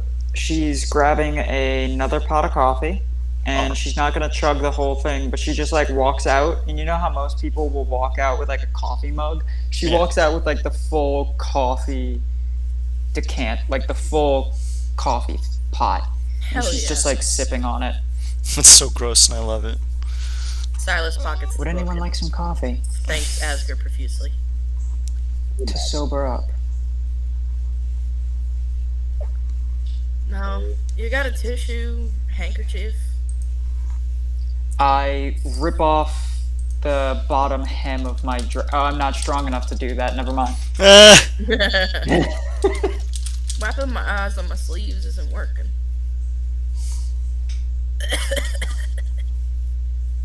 Yep, you have one of these, and he pulls out his little pocket handkerchief thing. What is it? I can't see. You dead my eyes. It's one of the... Sure. Pokes you in the face. Ow. Thank you. Ow. Ow. Thank you. And he places the thing in your hand, and then it's just like, I think I've had entirely too much to drink. All right. Are we Good to know going? your limits. Are we going to sleep this off and go to the Fey Tower in the morning? Sure. That would only leave us with... Masker's sitting there, like, counting on his fingers, and he overcounts, like, 6 or 7 times. And then goes, wait, two days left before shit hits the fan. Don't we have a cleric at base who could fix us up a bit? The same one who did it before the meeting. Boyland! That's the little buddy who fixed it. You do realize you have a cleric in the car with you right now, right? I'm a cleric. No, but I don't want you to waste your spell slots in case we get into this shit. Where's Boyland? Was he at the wedding? Silas, Did he get married? Wow, such a good question. Why didn't we talk to Boyland at the wedding if he was there? Dang. Didn't even ask. He left after somebody rudely set everything on fire. Was he looking like a snack though? Yeah, he was looking pretty good. He was pretty dapper. Damn. Was his wife there? You would have noticed. She was not. Oh, I bet, dude, she was looking like a 4-course meal. And dinner mints at the end.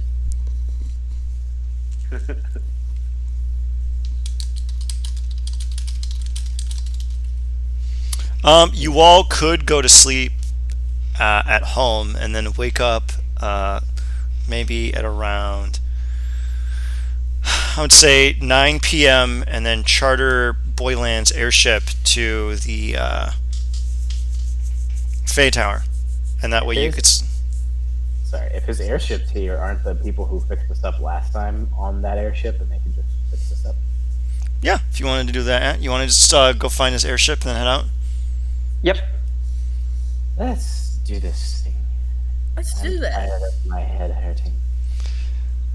You command the rickshaw drivers to take you steadily through Paladrol, and you arrive at what seems to be an air dock that is being constructed by a variety of gnomish artificers and goblin labor, as they are making paths, preparing places for airships to land, having an area to store fuel and other miscellaneous supplies.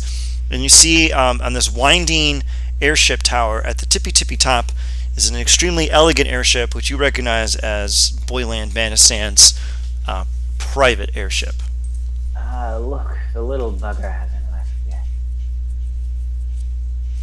As you see from down here, the airship is actually faintly rocking in the afternoon sun. Oh, it seems him and the missus are at it again. You see an eldritch blast fly out one of the windows. I don't think they're fucking. I think someone's up there fighting. No, that's what it sounds like when they do it. You remember, don't you? It is kind of bad, but Asger casts fly on his scythe and enlarges himself. Oh no, doesn't enlarge himself, and just yeets up there with whoever doesn't weigh 500 pounds together. I imagine everybody just fits. Does everyone climb on to the scythe as Asgard drunk drives? I'm a $150, but I can also just cast fly. You fly by yourself. Good start with you. I just Yeah, I really like get on the ride with Asker. Milo, do you get onto the ride? Is there room? Yeah, there's room. Hop on, let's go. Yeah, this is like just to get you up to the place faster. Like, why would I say no? Like, actually, you. I go in the bag of holding. Yeah, actually, you know what? Do you really want to do that? Like, No, I'm gonna ride with dignity. I'm not gonna go in the bag of holding, like, bitch. Like an item. Like an item. That's where items go. I don't belong in a bag of holding. I'm a player. Get the fuck out of here. The bag of shame. Dude, getting in a bag of holding is a little. Little it's a daunting. It's a little degrading, honestly. yeah. And terrifying? I mean, it's also like super smart, and like sometimes, especially if you're like a halfling, it's like sometimes you gotta just get in. I remember Juniper Flaunt got in a bag of holding. I remember at some point, I think. Oh, darling Juniper. Juniper got in. Oh, he got in the undying chest. Yup. Forever box. Oh my god. Forever yeah. box, and then you tortured that guy, and then you killed a Dunked on dragon. That dragon. Yeah. Anyway, that's neither here nor there. I had my halfling howitzer with you and Damn. Honeyfinger. There's Drac Honeyfinger. God bless Drac Honeyfinger. Honeyfinger. Drac Honeyfinger. They call me Honeyfinger. Okay, so I need to take the name Honeyfinger. You for do, you a really campaign do. because yeah, it's too genius. Honeyfinger is such a good name. Okay, so you get up to the top. What was Dan's character for this campaign? He What was his name? Slinky. Slinky Piper. Slinky Piper DDS. Yeah, it was. I'm really mad that he couldn't make it because it was gonna be fucking genius. Every time you're all like, "How do we sneak into this base?" and he'd just be like, "I turn into a guy." Like, done. So anyway, you get up to the top and you see that the windows are actually fogged up, and there's a bunch of guards on the roof. And the guards yell out at you, "Just give it another minute!" And you see the vessel start to rock a little harder, and then it suddenly stops, and you hear what sounds like a large pop, and then some kind of guttural yell that actually vibrates the interior, and then silence. Then the top hatch opens up, and you see Boyland and Priscilla emerge in smoking jackets, each smoking cigarettes and drinking brandy. And then Boyland looks at you lot hovering in the air and goes, "What are you doing here?" Asger looks at the party and goes, I told you so. I Yeah. typically don't. I typically don't see eldritch blasts when people are fucking, so I apologize. Prude. Rude. You think someone as old as you would be hip? Do you think someone as small as you deserves a woman like that? I don't know. Let me ask her. Hey, Priscilla, do you think Ponike gets to dictate what you get to do with your body or your desires? Priscilla looks at you, Ponike, and goes, I'm my own woman and I can make my own decisions. I don't think you should be denigrating my husband based on his stature. In Primordial, I just spit a couple of swears at them. In Abyssal, Milo Malfax makes the air horn noises like beep, beep, beep, beep, beep, beep, beep. All right. which I In assume Clonish. sounds pretty similar. In Clonish, Silas makes a circle with one hand and then sticks his finger through the circle a lot. Oh, wow.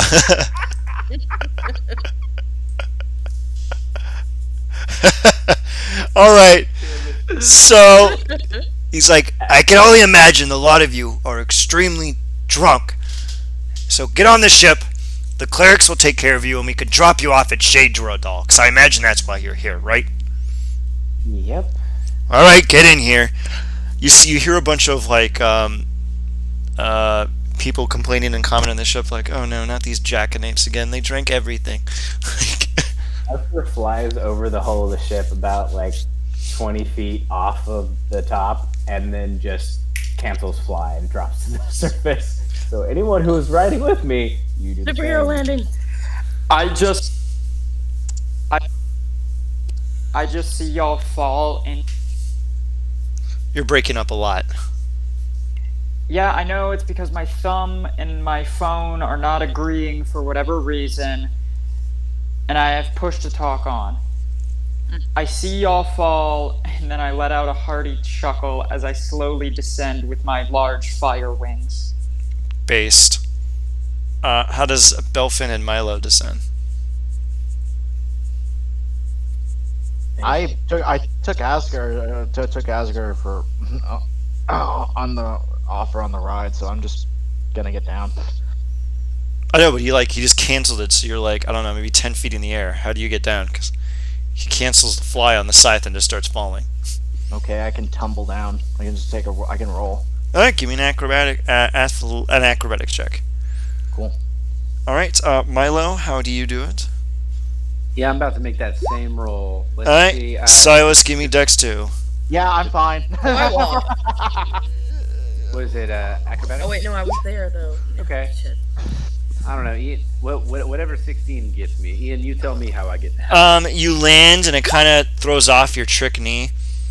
Silas, it throws off both of your trick knees as...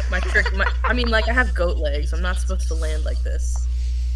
Yeah, it really sends a shock through your yeah. hoof. Through your trick hoof. Ooh, ooh, ooh, ow. Oh, ow. Ian, what about me? I rolled 24. You do a quick flourish in the air and land with pinpoint precision. You see Priscilla kind of look you up and down and give you a look like, yeah. All right.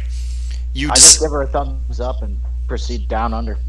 All right. Ooh, you go down under, huh? Okay, so you go into the bows of the ship. The clerics patch all of you up. Congratulations, your health is at max. You're no longer drunk. And they take you to Shade Joradal. You arrive in the exterior. You see this beautiful emerald spire rising out of the landscape a good, I don't know, maybe like 200 feet in the air. Surrounded on all sides, pretty on 100 feet. The tower itself is about 100 feet wide, and then 100 feet and its circumference around it. You see perfectly manicured gardens, breathtaking visages, and you see that there is some kind of shimmering. You see that there is a shimmering field of energy around it, almost imperceptible, but there. And you can see on all sides is a very large company of goblins. There's about 1,000 soldiers here. You can see occasionally an eldritch blast or two, or an enormous torrent of fire or electricity will emerge from a slit or what you can tell is some kind of exit from the cage surrounding the Fey Spire, and it zaps, hits a fortification, and you see goblins blowing out of the air, and we fire back, but the hole closes, and they make nothing. Boylan says, I don't want to get too down there, so here, it's a scroll of Featherfall. Don't worry, it's been custom tailored so that it'll get you to the ground.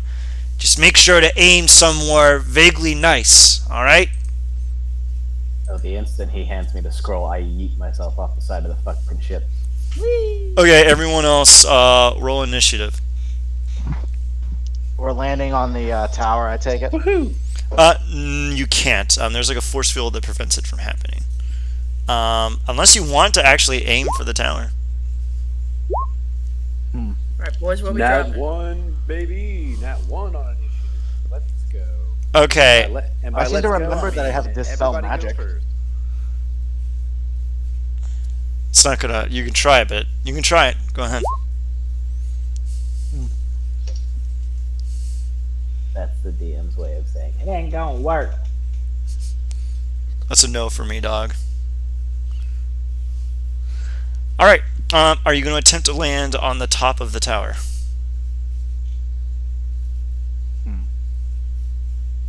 My ass was aiming for the front door, so y'all go wherever you want, but I jumped first. Knock, knock. It's Asger o'clock. I will I'll. You know what? Since seeing as this is probably the smart thing to do, I'm gonna stick with Asker. So. You start aiming towards the front door. I imagine everyone else is going to follow the lead of Asger. I want to land. I don't know. I want to land about 30 feet away from the front door. Okay, do you remember when I told you that there's like 100-foot gap that seems to be untouched? It's because the field extends 100 feet out from the tower. You can't actually land near the door. Yeah. Well, then I'll land as. I guess we'll all land as close as we can get. Okay. Everyone, I want get- to make a point of landing away from the group. all right. Milo will land wherever Seth. No, Yeah, you are. No, I'm gonna be away from Silas and about 30 feet away from Asger because the last time I trusted to hang on Asger's back in a fight, I almost died. Yeah. Always a really stupid idea to land near the extremely overpowered barbarian who is a struggle to kill. Alright. I'm going to leave this pretty simple. You actually all land wherever you want relatively safely. It's actually kind of calm. A series of goblins will approach you and inform you of the situation. Are you all going to reconvene, or are you going to stay separate? Woo, recon. That is exactly what is happening. ODST, LDST, hell drop, hell yeah. Question. Yeah? Can I roll Arcana or History to see if I know anything about this tower? Yeah, sure, go ahead.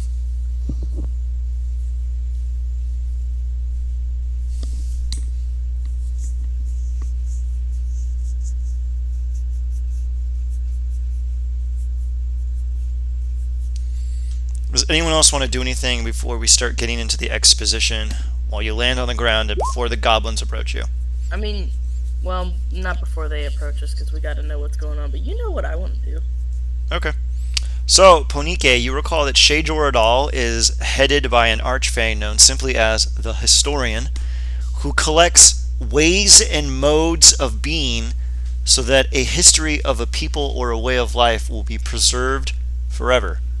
You don't know what that means.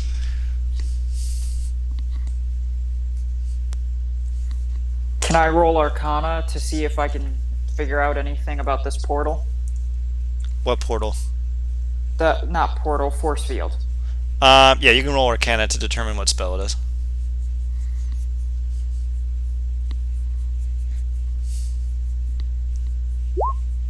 Oh, okay. It's force cage. It is an extremely huge, like, custom force cage, essentially.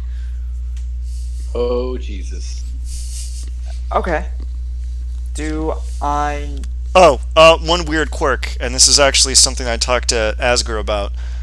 Force cage only, and it's kind of weird when you read it, only prevents teleporting out. Technically, you can teleport into it without having to make a check. It's kind of weird. Dimension door. But then you do have to make a check to teleport out of it. Yeah, To get out of it whatsoever. yeah, you do. But teleporting in is just a thing you can do. Oh, but so that means theoretically, if you were to teleport another creature into it that doesn't have a way of magical getting out, then it just has literally no options for an hour, right? Yep. Okay, cool. Hypothetically, of course. Yeah, Force Cage is just not a fun spell. So yeah, Bonike, it is a really huge upscaled Force Cage, and you get the feeling that you would be able to teleport into it, and you could probably manage to teleport out of it. Alright, you land on the ground, and the goblins approach the four of you who are together and are going to take you to the command tent in order to discuss what is amiss. Is there... And Silas, you're going to be a part, right? Yes. Alright. The four of you get taken away. Silas, do you want to PM me what you want to do, and then you can do some stealth rolls? Sure.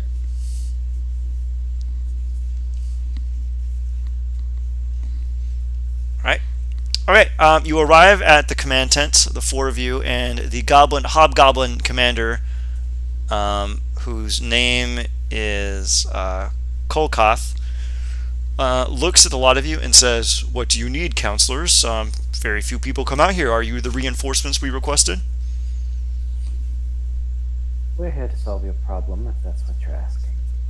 Well, they're a bit intractable. They're inside an enormous force cage. Everyone we've had who's teleported in has not teleported back out. We've been at a standstill since the morning. It's been 2 years. Usually these phase spires don't. Usually they fade in and out of reality and are usually only here for a week or two. This one's been here for 2 years. Ever since the morning, every single phase spire in Corvair has not moved. We can't figure out why that is. All we know is it's run by an archfey known as a historian, and we don't know what his bid is about. They don't exactly fess up.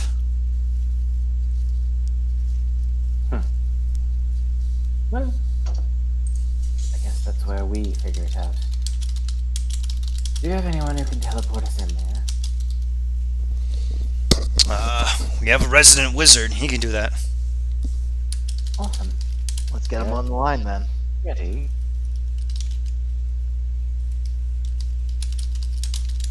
Here, one moment. We should stock up. We don't have any idea what we're getting into. Okay, the wizard approaches and says, "I am Larimar. I shall bring you into this place. I will also grant you this." He reaches into his large, billowy robe and hands you a scroll of teleportation. "This will allow you to get out, but I will get you in. Tell me when you're ready. I'll plop you in front of the front door."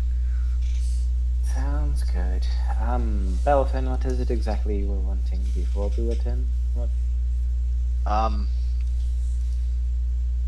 I didn't really need anything. I was just saying stock up, like, make sure you guys are ready to go. Well, that is kind of my general criteria. Good. Is everyone else ready?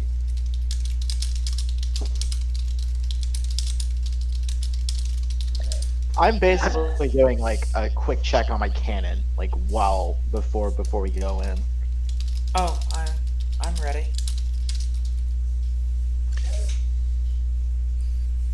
The wizard.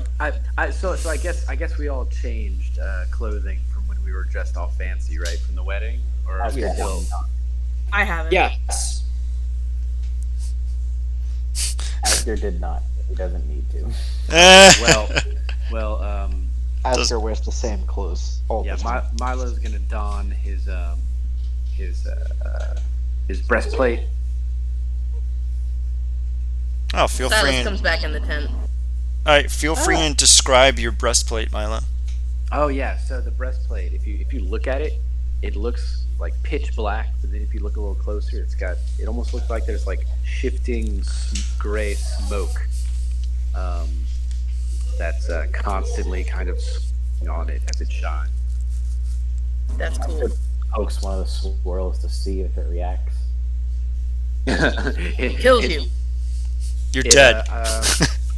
Yeah, like you poke it, and it kind of swirls almost as if it would if you were to run your fingers through like an actual puff of smoke. That's incredibly cool. I know, isn't it? Tiger does the like fingers on the static electricity orb thing. Oh, the little It just Tesla starts- coil thing. Yeah, it just starts like poking at it, like. Ooh. Sorry. Anyway, I think we're all ready. Oh, Silas, hello. Hello. All right, Okay. I hope you're ready. And the man starts tracing sigils in the air, moves his foot to the left, moves his foot to the right, and then That's claps. the hokey pokey. And you all feel a faint,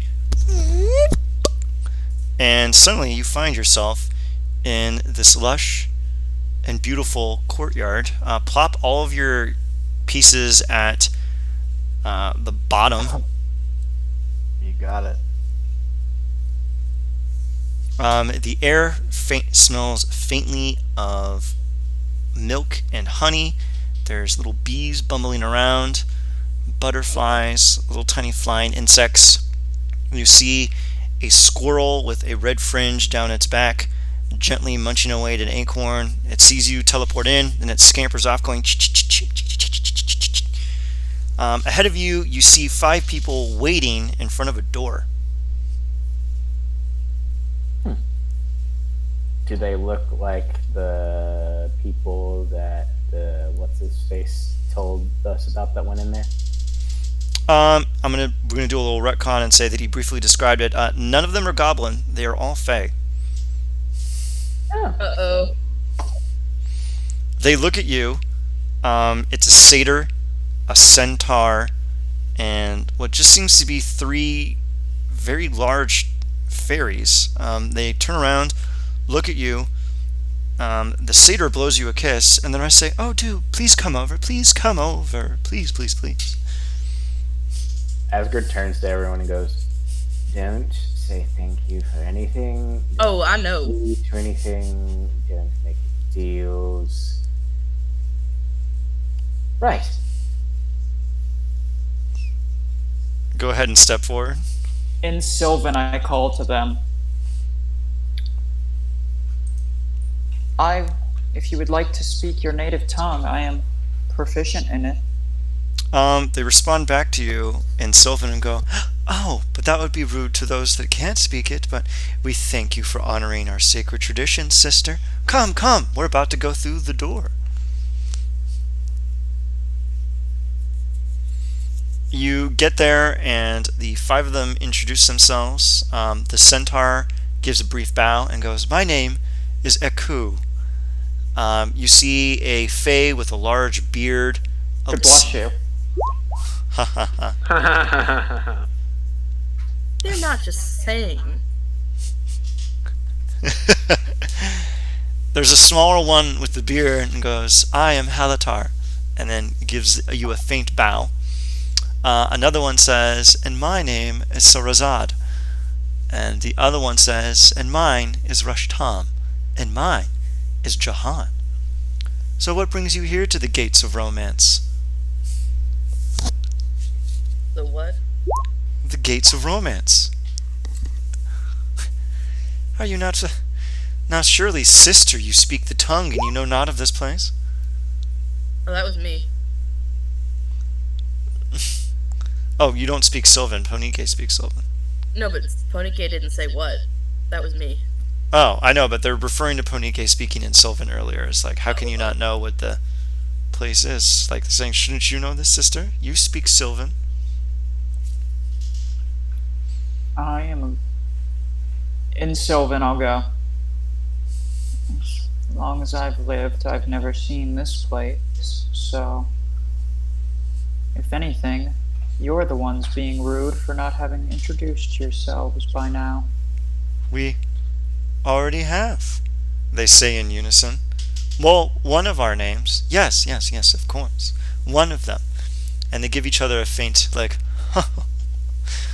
Anyway, the historian loves his games, and this is one of our favorites. Have you ever had to go through a romance door? Mm, They're still speaking. not in this Sylvan.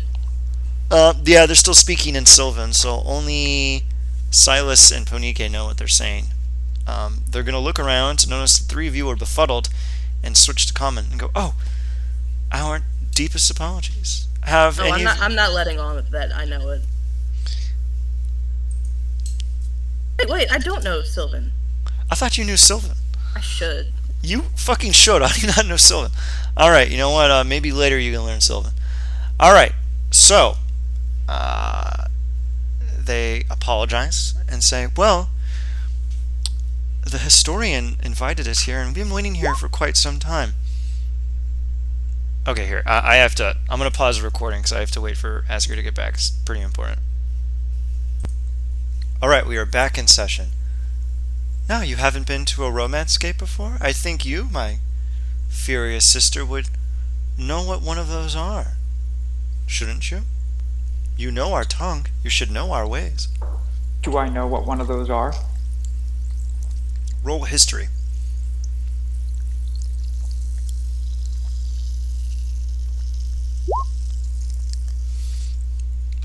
You do. I will PM it to you on Discord really quick so you can either lie about it or actually tell everyone what it is. Are you going to lie about it? Be cool. Be cool. Let me read it first. Oh, I see how it is. I mean, you got to read it first before you know if you're gonna lie about it. True.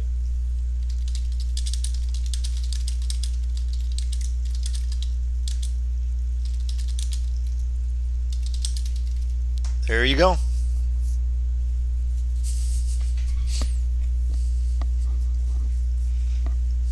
She gets really quiet. And this is the first time y'all have seen Ponike show like an emotion that wasn't like brought on by like drugs. She seems like really somber, and she goes, Feels bad, and man. in Sylvan she tells the sisters, "Must we bring up dead love?" They respond in Sylvan, "Sometimes the only way forward is with pain."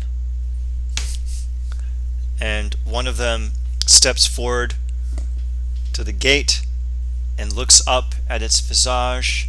The gate is iron with a faint filigree of silver where there are playful figures frolicking. You can see it seemingly almost telling a story through a series of images, but it looks like the images are overlaid and overlapping and you can't quickly... I'll go first as an example to my colleagues as to what opens the gate. The Fae, in unison, step to the side and gesture for you to please go ahead. We wouldn't want to deny you the first shot.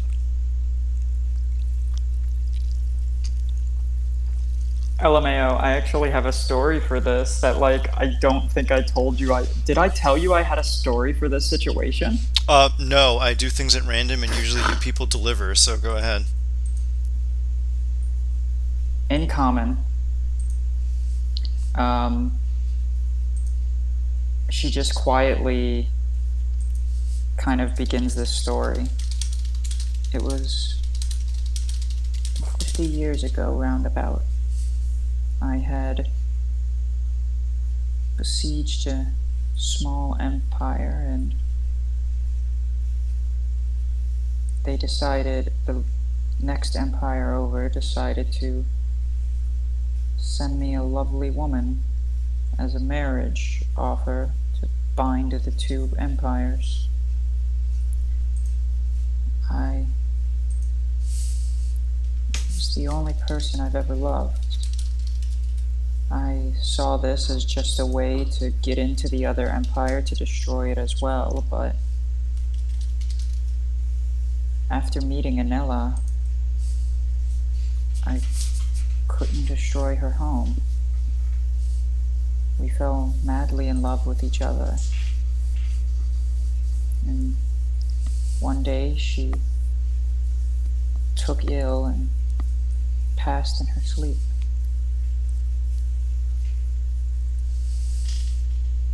I awoke to find her, and the next thing I remember, I was in an egg, and my next vessel was picking me up.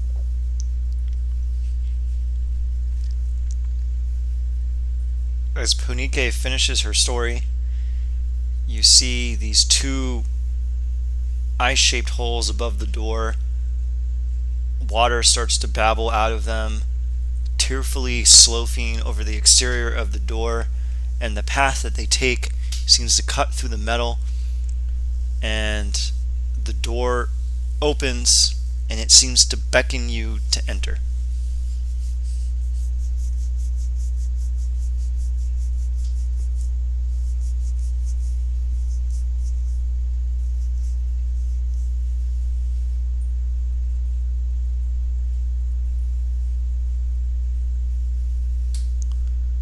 Hello?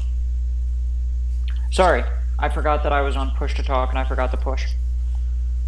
I will look at the party, I'll turn around, look at the party and go, you must tell the, if you want to enter, you must tell the gate a story of a love you lost. And she will step backwards through the threshold. You disappear into its murky black confines, and the door shuts with a thud.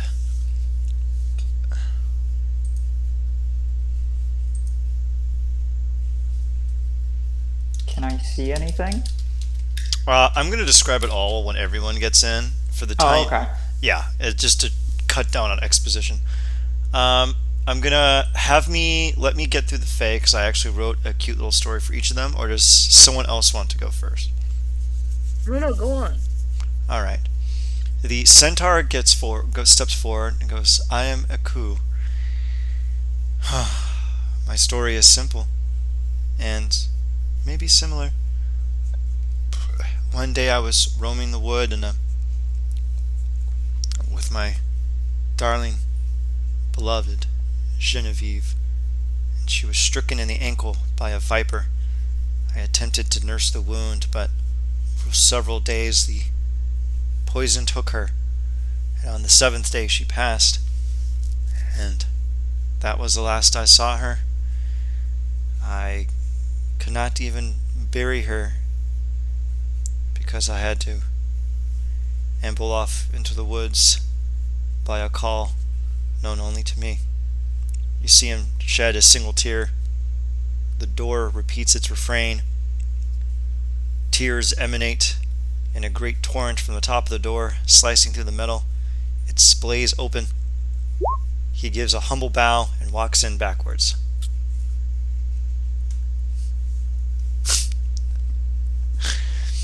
Okay, look at everybody.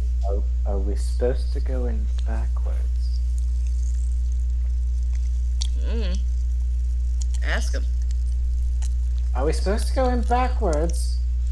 No, it is merely the custom of our kind. But if you wish to do different, you may. No, just seeing what was appropriate. Please continue. You're welcome. The next one steps forward. I am Sarazad. Despite my appearance, I am quite old. I am one of the princes of the realm of Thelanis, and I cannot naturally die, but I was stricken by the love of a mortal woman, and I had to watch her age, and I had to watch her wither, and she disappeared into nothing, and even I could not ply the magics of the great beyond to bring her back. He gives a solemn, puts his head down. Tears stream from the top of the door. It opens, and he walks in backwards. The other face steps forward. I am Rushtam. I am a member of a great religious order dedicated to a God whose guile and grace seeks to bring truth to others, but my Lord forbids us to marry. I fell in love with a man so dear and kind to me, but our love was not allowed. I broke my vow. I shorn myself from the grace of the Creator so that I could be with this man, but he was taken away by the time I had broken my bounds, and I have not seen him since. I hope to come here and perhaps I can find him. He gives a faint bow. The door cries and opens. He steps backward through it and disappears through the muck.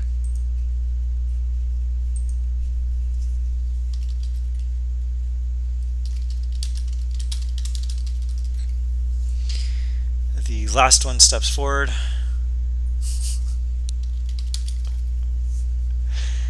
Here, 1 second. Everyone is PMing me everything. 1 second. Okay. It's exciting. Go It's ahead. a cool thing. Yeah, go ahead and pick that. Alright. I'll give it to you. Alright. What's the last one? I am Jahan. My beloved was taken by creatures from a plane I could not identify and shunted off to a place I could not find. Even my magics could not probe the great vastness of the astral sea to find them. And so I come here to mourn and come here to find some aspect of their grace and of their goodness. The door sheds tears, opens, the man steps in it backwards, and the door seals itself. The Fae are gone. Who dares step forward next?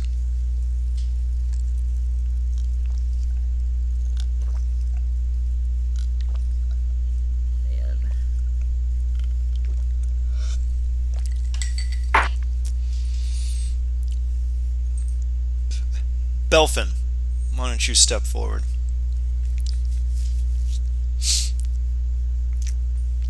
Yeah, that's what I'm doing. I'm muted for some reason.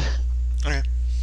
Belfin, you step forward, and you feel, and as everyone else notices this, the metal seems to give off a faint glow. Do you touch it, Belfin? Yeah. You touch the door, and you can see a torrent of tears pours over its metal, and it opens. Do you step into its murky blackness? Yep. Okay. Forward or backwards? Backwards. Good, as per tradition. You step backwards into the murky black, and the door seals. Who dares go next? Milo? Milo's waiting. Wait, why didn't Belfin have to tell a story? He didn't, for reasons you can explore later. Actually, you won't know, but you can, the other three will. Alright, Asger or Silas? Rock, paper, scissors. You know, yeah, Rock, paper, scissors. Fine. Whoever gets higher on a d20. yeah, fuck it, just do that. Uh-oh. Watch, he actually rolls a 1. What? How? This beautiful moment of catharsis broken by the comic relief as narratively demanded by really shitty rolls. Alright, Asger, you step forward. What tale do you tell? I go because I rolled higher. Yeah, you go Is first. that how? Okay. Yeah, Asger's, well, none of you guys are going to understand it, and Ian already knows what's about to happen. Actually, since those two are already gone, Asger will turn around to Silas and look at them and be like, "You should probably close your ears for this one. Milo, you'll be fine." Do you cover your ears, Silas? Sneakily, I'll leave like my left ear kind of open. It's a really stupid idea. Alright, boy. do you start talking, Asger? Yeah, immediately. Okay, Silas, roll me a wisdom saving throw with disadvantage. Oh my god. I told you to cover your ears. I'm curious. Okay? I thought you were just gonna be like, we met in 7th grade. No, of course he starts speaking in dark speech, a language so evil that it has no positive concepts at all. Wisdom save. All right, I'm gonna be right back. It's music to Milo. I need to throw some stuff in the dishwasher. Alright, sure, 1 minute. There's a custom madness effects table that I want to use for this.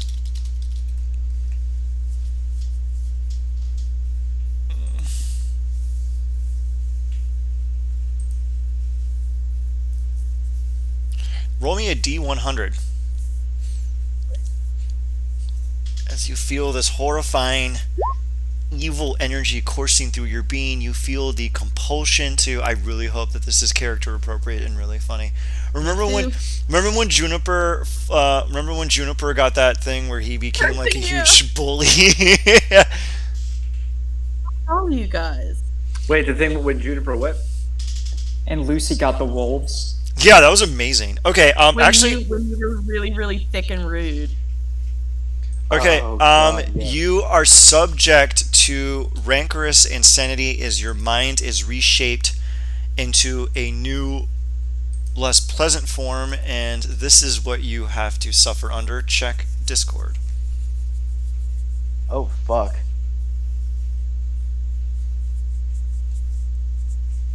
On you. They're gonna be really posh and British instead of a yeehaw.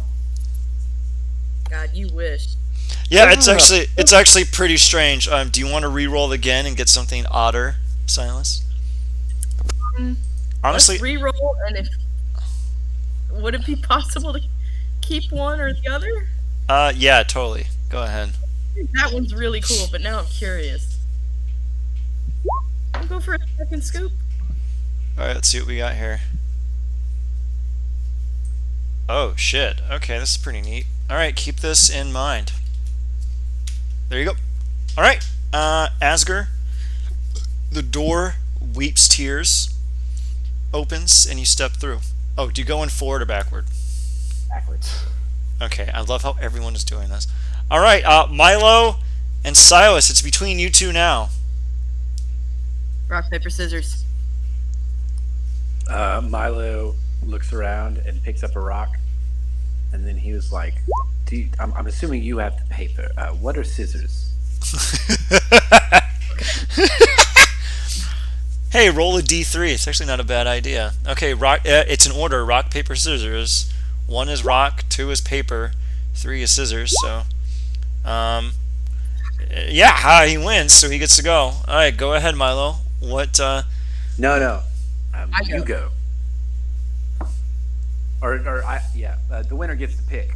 Oh, okay. So, Go ahead, Silas. The winner gets to pick. I wouldn't have gone, jackasses.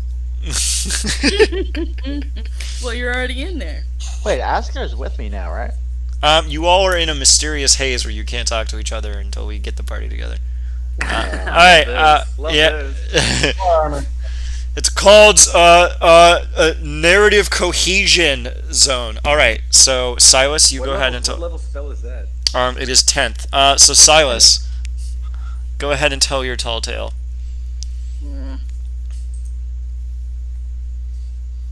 Right next to the third, to the fourth. Silence. Silas is gonna turn to Milo and, like, out of character, really, really threateningly tell him, "You better close your damn ears." Milo does. Milo sticks his fingers maybe too far in. Roll a con save.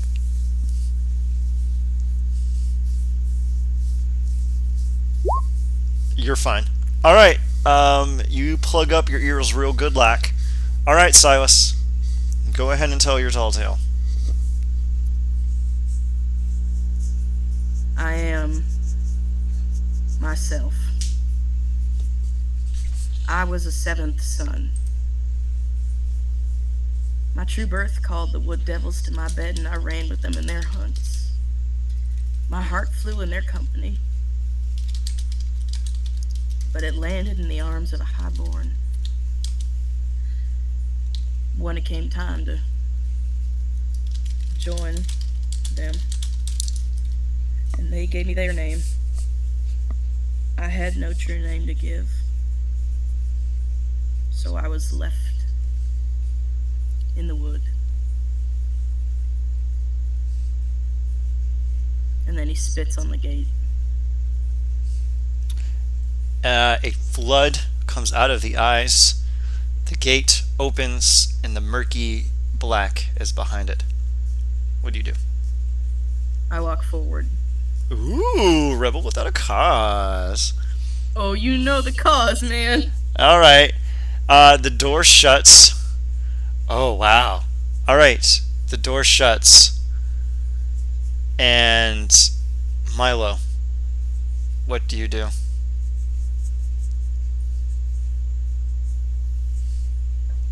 Oh, I'm sorry. Was someone saying something to me? My ears were plugged. Yeah, Milo, it is your go. Silas has spoken their piece. The narrator calls you to exposition.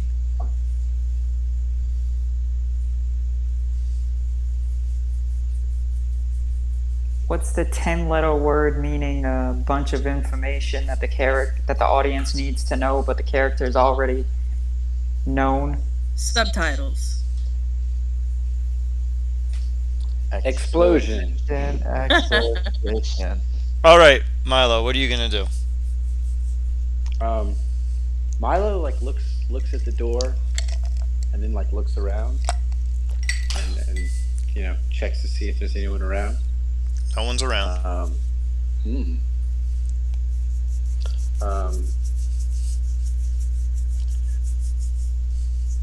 Milo stands there and just kind of takes a deep breath,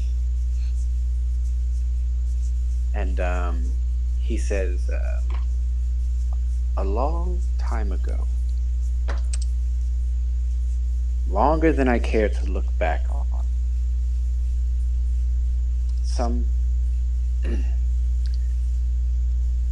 someone else curried the favor of the one I follow, and I failed, and I couldn't, and it's been haunting me since."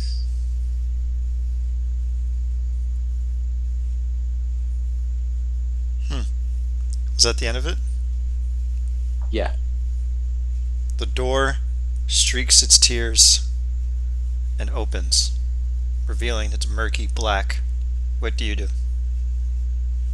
I turn 360 degrees and then walk straight into it. Whoop, whoop, whoop, whoop, whoop, whoop. All right. Oh wait, no, 180 degrees. You know what? 720 degrees. I do a little spin and then go in backwards. Nah, dog, do a 540. All right. You all. Milo Malfax kickflip McTwist into the abyss. Christ there.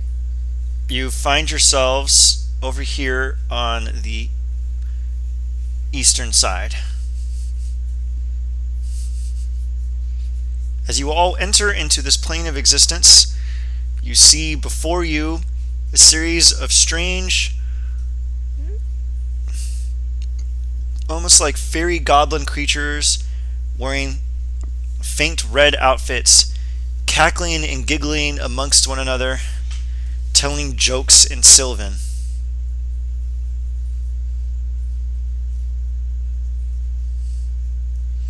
The rest of the room look like? What are they saying? They are saying in Sylvan, this is the joke that you hear them saying when they come in. One of them is telling the other one, what happens to the crew of the red boat when they hit the crew of the blue boat? There's a brief pause. They were marooned. And then they all start laughing. So I take it this place is is filled with a bunch of fairy goblins that tell dad jokes. Good to know. Yes. Thank God. You do notice one Game is thing. saved. There is one thing. There's one thing on the wall. Actually, can everyone give me a charisma saving throw for having? Actually, only Ponike, because you know what the joke was. Not sure how to tell you this. That is not best. Oh no, I was gonna say that Ponike chuckles softly, and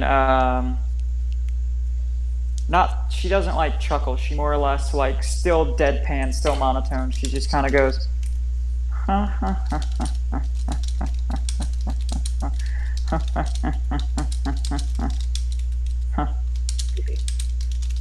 It's like Oh, soft. I sent you something.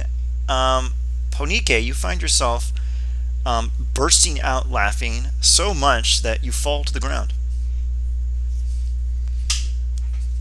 Oh, God, and that creepy monotone too. That's awesome.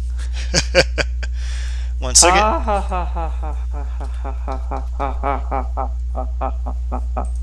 Something seems to be amiss with our friend here. I'm going to need you to roll initiative. A lot of you. Oh, for fuck's sake. So much for more exposition. Oh well. Of course. I'll take a 12. Okay, your token is on there, right? Let me just tell him I'm rolling pretty good today. Why are there two of you? This is getting out of hand. There's two of them. Wait, there's two of me? Oh, you already put me down. And there's two Silases for some strange reason. Weird. Okay, that is very odd. Alright. Hold on a second. Silas got a 20. Melanie got a 22. His stuff is higher than mine, I'm assuming. Yeah, oddly enough. So we're going to have you go here. I mean, And then, son of a bitch. Okay, and Belfan, you rolled a 12.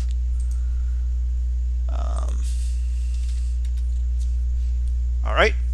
Ponike, you are bursting out in laughter, and I'm going to check to see how much this lasts.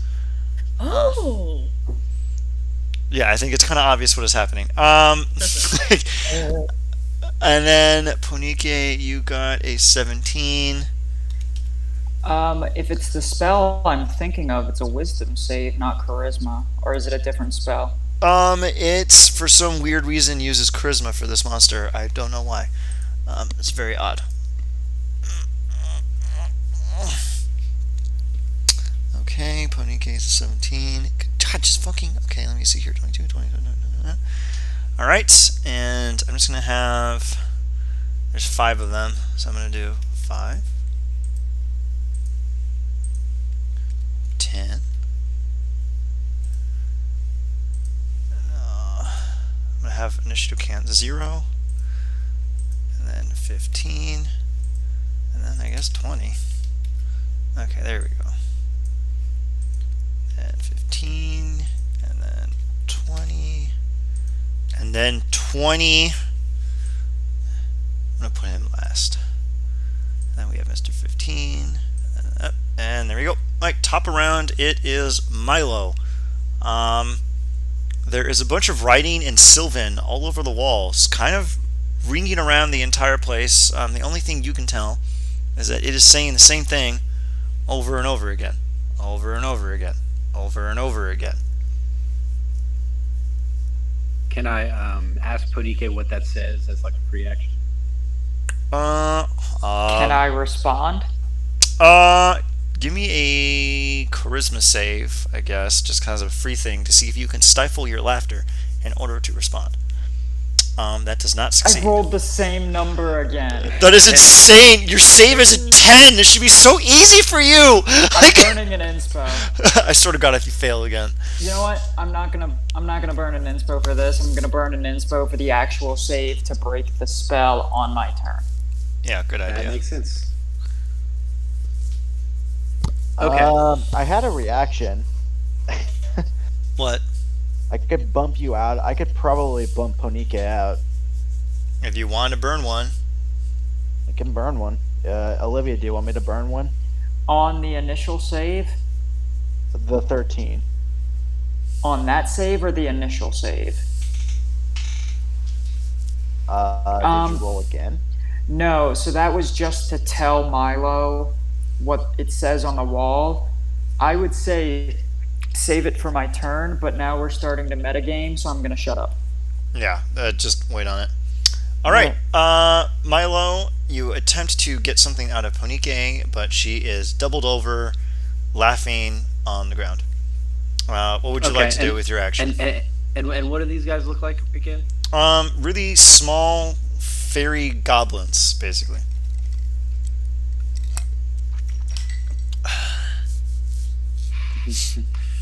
Is this one of those situations where we kill these things? If you want, it's just do whatever you think your character would want to do. All right. Okay. Well, wait. There's 5 of them. Yeah, there's 5 of them. Yeah. All right. Yeah. Okay. I'm gonna do.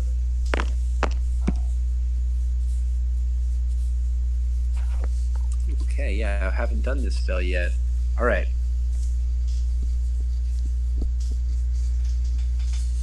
Yeah, I'm gonna do a little steel wind strike on these guys.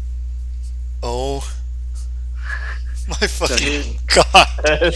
Oh my god! So here's The how. best spell in the game? So here's. Okay, you need to do a charisma save before you can attack. Okay. This is Okay. a weird thing these guys get to do. And I swear to Okay, God, cool. I really hope you get to fail. Wait, actually, hold on a second. You know what? I never use my DM XP. I am fucking rolling for my DM XP. Oh my God, today is just not your day! Like, okay, I'm gonna burn one of those to make you re-roll.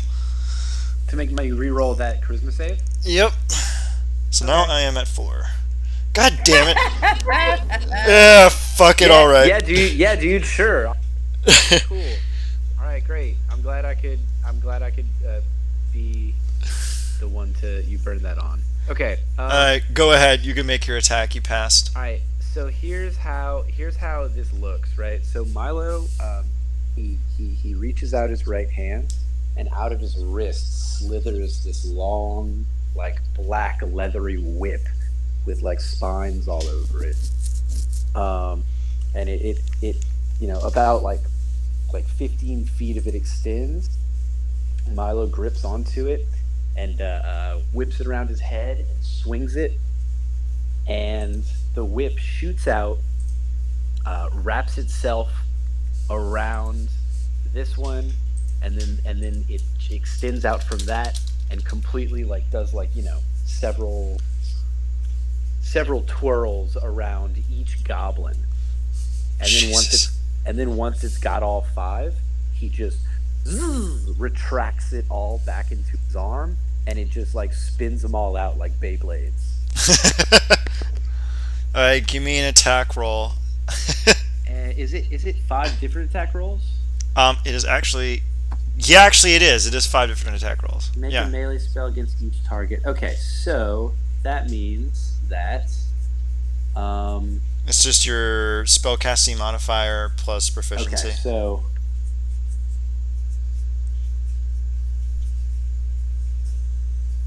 No, it's just your spellcasting modifier. Because your spellcasting modifier has your proficiency. yes.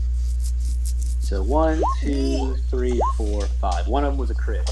Jesus Christ. One misses, and then that 15 might also miss, but one of them crits. Am I rolling the same damage for all of them? Yeah. All right. You missed 2 of them, but you hit 3 of them. Holy fucking And my 6 D10s looks pretty good too. Oh my fucking god, you almost did max damage on them! How are you so lucky? How did this happen? So one of those does what? 98 damage. Yeah, I'm gonna tell you one thing. The guy you critted on, he is dead. Sick. The other 3 that you hit, they are fucking dead. They're just straight up fucking dead. So only 2 survive. Congratulations. Okay, so I guess it only the actual whip only wrapped around 3 of them, right? Yeah, we're gonna say that somehow they got out of the way, like, oh my god, duck, and they did. Mm-hmm. And they're like, and it's like, usually there's geese in this courtyard. Why would you say duck? And then they all get hit by 3 of them get hit by the whip, and you just fucking split them in fucking half as you Beyblade the fuck out of them. Their guts spill everywhere. It's basically like super thin sliced goblin just all over these other 2 goblins. Since you wrap them with a whip, they kind of look like goblins' sushi rolls. Yeah, they do. Yeah, exactly. Yeah. Like, yeah. This is like what do you call it? Like prosciutto. Yeah, it's prosciutto. You turned 3 of the goblins into prosciutto. Belfan cool. looks over to comment on the attack and goes, "Were you planning to eat them later?" All right. I considered it. Okay. Anything else you want to do, Milo? Although I think you've done enough damage. Yeah, that's it. And so as it retracts back in, I give it a little whoosh, just in the air, just for That's pretty fucking cool. I knew giving you that legendary whip was gonna fucking pan out. Dude, yeah, I know. It's fucking. All right, Silas, what would you like to do?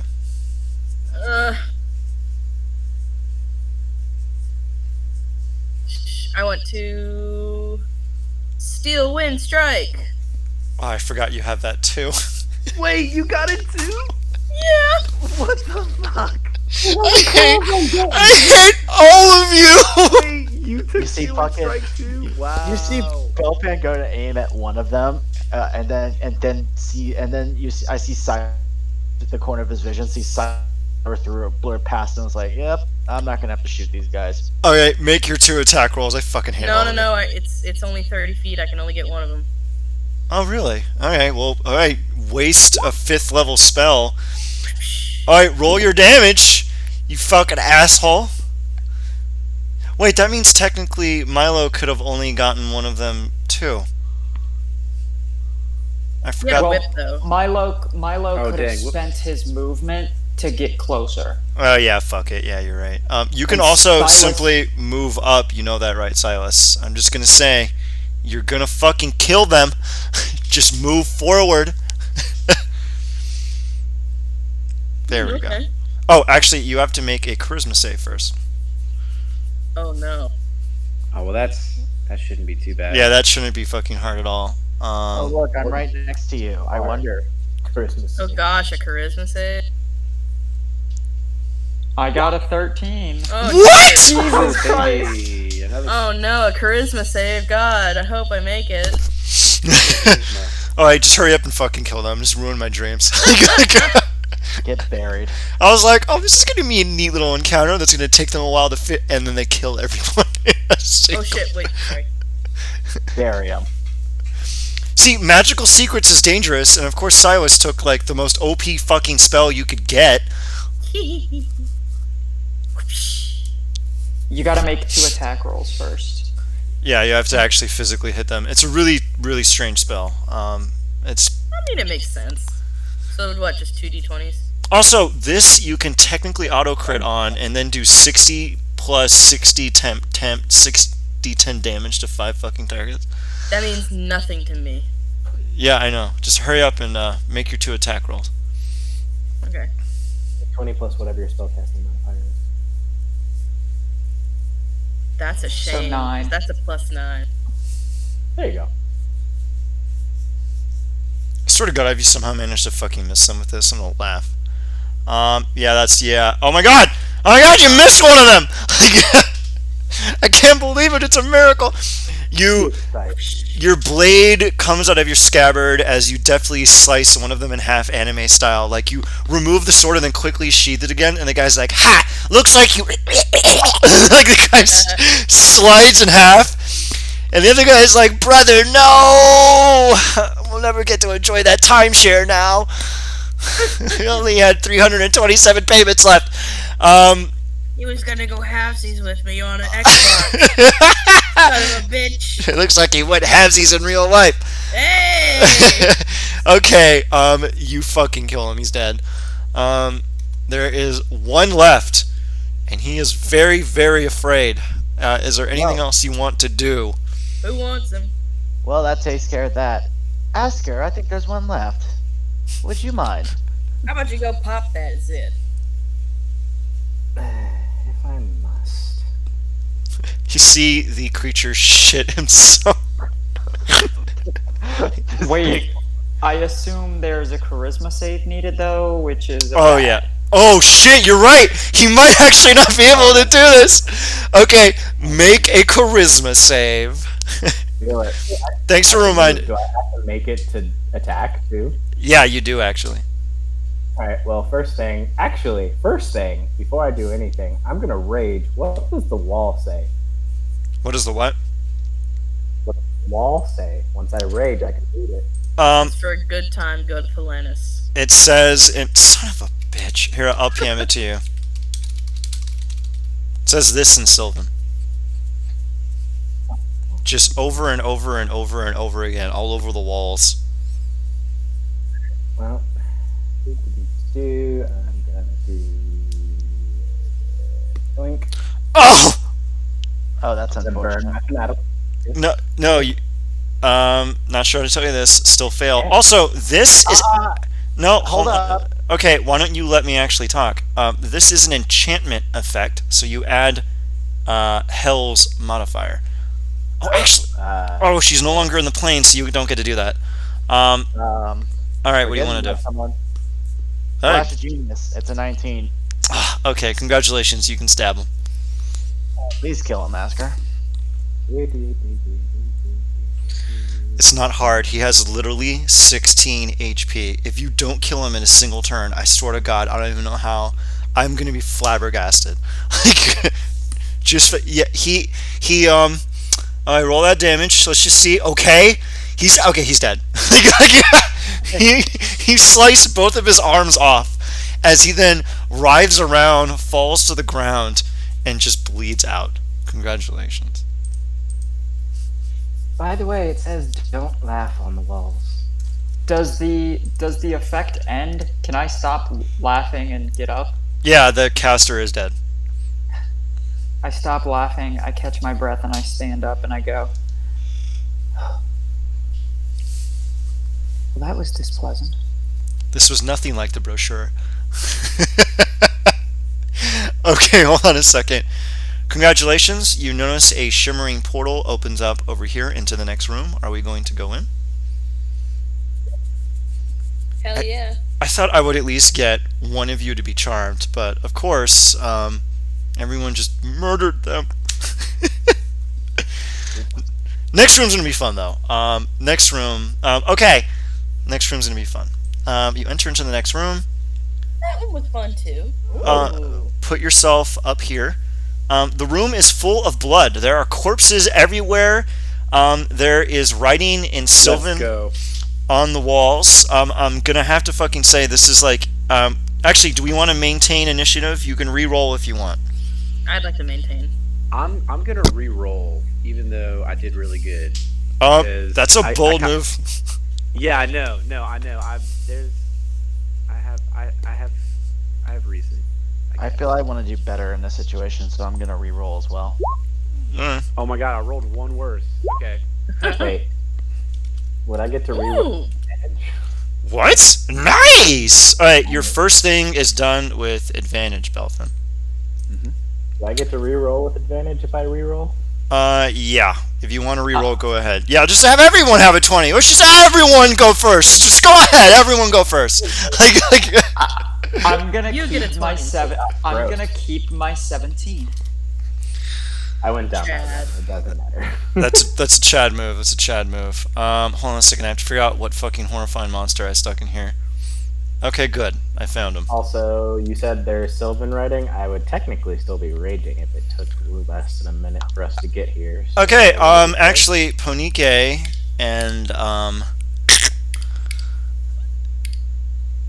Ponike and Asger, you receive the following communique. I'm just going to put it on the Discord because I'm lazy.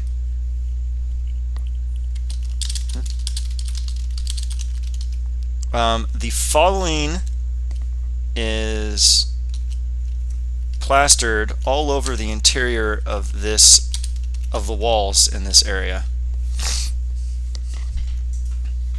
I say to the rest of the party, the key to a story is having a heart. In front of you, you see a 10-foot tall creature. Its torso and its back and its sides are covered in these horrifying, gibbering mouths. The creature looks at you and lets out a horrifying bellow. Okay, you can kind of tell this thing is evil. And that talking to it is probably not going to work. Let me roll his initiative. He has a single layer thing that I can do here. Let's hope that he actually manages to do better. I can't fucking believe it. All right, he just goes last. That's a thing. Okay. Because Belfin re-rolled, the lowest initiative is mine at a 17. He rolled a 14. So it'd be Belfin and then I, or are we gonna go from the top? Belfin goes from the top because Milo rolled a 21. All right, Belfin, top around. It is your call. It says so wait. At the beginning of this, we were told that the key to it is having a heart, right? Yep. Belfin's not good. Belfin's just gonna stand his ground and wait. All right. Interesting. All right. Milo, what are you gonna do? Do I have my heart box with me? I did not anticipate this. Go ahead. Yeah, you have your heart box. I throw it at him. Catch, boy. Oh god, Here, have this this. might be real bad. Here, take this. Okay. A heart that has multiple souls in it. Why are you doing that? No. So I don't throw it at him, but I lift it up and I show him, and I'm like, I what got do a you jar of dirt. think of this? The creature looks at it, and you see him chittering and screaming. If any of you want a hint as to what the hell the heart is, you can make a perception or investigation check. Yeah, I'll do it. Perception. Let's go. Let's go. Okay. Oh, actually, it would have to be Milo because it's his turn. You get one free looking around, peepers. How's that? You notice that to the south is a large gate, and there seems to be a heart-shaped hole in it. You get the feeling that the heart part is kind of literal. Oh shit! God damn it! There's some. Are these corpses around? You can tell that all of them have had their hearts removed. Oh, okay. You can see that the creature has blood-stained. All of its mouths seem to be covered in flesh and blood. Okay, I'm gonna go. I'm gonna move over here, Mm-hmm. kind of the balcony there, Okay. and Oh, quick thing. You can only see the creature, right? You don't see anything else. right. I see the creature. Okay. Okay. Yeah. Good. Wait, you mean on the map? Yeah. You only see the creature, right? No, Yeah. we see the whole map. Okay. Good. Good. Oh yeah. No. Yeah. There's something we don't see. Okay, great. You're not Well, meant to see this thing. It's a status thing that I have to tell me about an area of effect. Okay. Oh. Yeah. Okay. I'm gonna go ahead and let's see. Give me one sec. Um.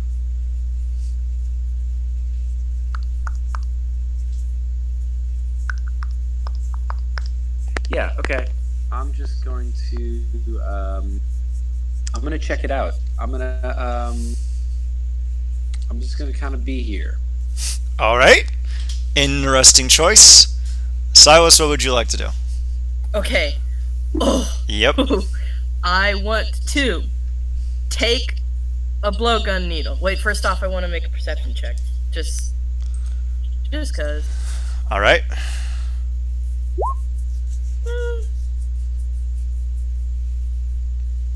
All right, go ahead. Okay, so I got nothing. What are you exactly looking for? I want to see. So these dudes' mouths are full of flesh, right? Yeah, it looks like they're all chomping down on something. Like Chomping down on something. Yep. Okay. Okay. Honestly, I just want to confirm that. All right. So, God, I hope I don't fuck up. This might be a fuck up, but it's too fun to not do. Please fuck So, up. since the beginning, I've had 6 pounds of exotic spices. Okay. I wanna take some spice. I wanna take a blowgun needle that I have, Uh-huh. and then use my turn to coat a bunch of needles with exotic spices This is really to get fucking ready to blow them. okay. Go ahead. I'm gonna say an action to apply it to a bunch of needles. Okay. And then I don't. Well, maybe I should move a little closer. Yes, I will move.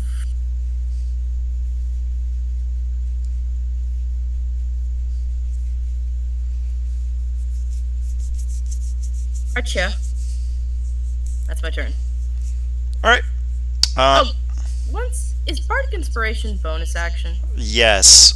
Yarp. I want to give Asger inspiration. Oh my god. All right. Enjoy your D10. Thanks. Me screaming.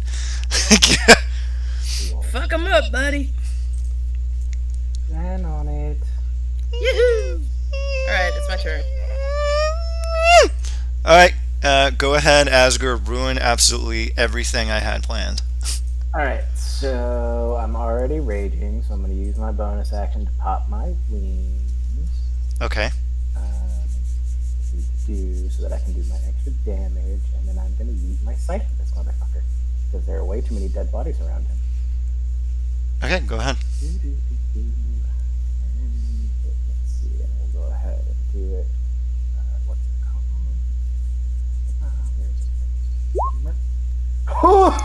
What? Fantastic. Wow! What a day! All right. Go ahead. Okay, I'm just gonna like kind of nick this a little bit in the butt. Only calculate the melee damage, and I'll explain why when it hits him. I mean, it was only a melee attack. I didn't say I yeeted the spell at him. Okay, good. All right, we'll just do that then. And don't you dare metagame. I have no idea what it was doing. I just wasn't wasting that yet. I wanted to see how it reacted to like getting hit before I went. All right, now I'm gonna nuke you. I just happened to roll crit. All right, so let's see. That's Yeah, just max. What is it? 3d10 now. So 30 plus 3d10. And you're using the spear form, right? no. I'm using the scythe form Oh, you. because otherwise it would be 2d12, not. All right. Yeah. You can throw that thing technically, I suppose. I'll have to think about the stats on that. It's up to you. 3d10 plus 10 plus 56. Wait, are you adding any necrotic or radiant? Oh, okay. So it doesn't take that damage. Yeah. So it doesn't take any of that extra damage, just my rage damage. So be plus 13. Wait, no, plus 43.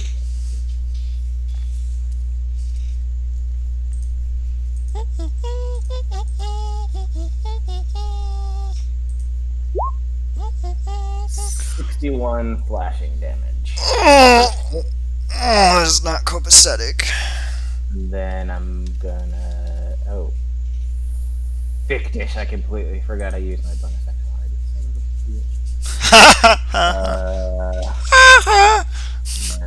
It's just what I want to hear is, I already used my bonus action. Thank God. Son of a bitch, I cannot call it back. Let's see. Okay, I'm raging, so I can't use any of those.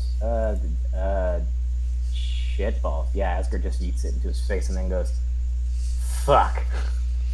The scythe courses through the air and cleaves one of the creature's mouths in half. It reacts with a great roar. You can see that it shakes its fist at you and it gives out a horrifying yell. That's my turn. Ha ha ha. Okay, Milo, it is your go. Oh wait, my mistake. You're on here twice. 1 minute. Milo already went. Yeah, I know. It's because you were literally running under Azir, so I just read it in order. Oh wait, Ponike, it is your turn. Okay. Bonus action, Mantle of Flame. Okay, go ahead. And then I need him to make a dexterity saving throw with disadvantage. Oh, what are you doing? Immolation, 5th level, burning 3 sorcery points to give It him automatically fails. Oh, so I don't have to spend the sorcery points? I would say you empowered the spell, so you already wasted it. Okay. But if he auto fails, awesome. No, I mean as in your spell doesn't work at all. I beg your pardon. Ponike is like, Bakana? Like, Cool. That's it for my turn. Let me just check here and make sure I read it right. Yep. Okay. It is now. Oh my god, he gets to do something. Oh my god, I get to actually make a turn. This is amazing. I never get to do this. Wait. Movement. What? I am moving over here. Let me. Yeah, I am getting over here out of the way of whatever fuckery he's about to do to Asgard. Oh, wait a fucking minute. Hold on a second. Go right back to where you were. I forgot to roll the con save for the fucking spell. 1 second. What am I talking about? It's literally impossible for him to fucking do it. Okay, it fails. Go ahead and do your magic. So the spell hits him. Yep. So go ahead and tab that bad boy up. Dexterity save with disadvantage. He is going to roll flat. Okay. He had advantage. Let's see what we got here. Probably has advantage on magical fix. Yeah, that is correct. He is a really, really weird creature from Wildmont that I've been waiting to use on you people. God damn you bastard! You had one job! Like, okay, what happens? A bunch of fire damage, I imagine. Yeah, I was about to say, he has a very hot day. Alright, so what level were you casting at? Nah, it already happened. Alright, go ahead. Oh, okay, you're muted, Ponike. Yeah, but Sorry, he takes 49 points of damage, and you said I can burn inspiration to deal, was it double damage or max damage on spells? Max. It's a single target spell, right? Yeah. Yeah. Yeah, I'm gonna burn an inspo to max this fucker. So rather than 8d6, that's gonna be 48 plus 11. So that is going to be 59 points of fire damage he is going to take from this first hit. An enormous torrent of flame courses over his body as fire licks at his flesh, and you can see that he sustained quite a bit of a burn. 1, 2, 3, and 4. he's on fire, which means at the beginning,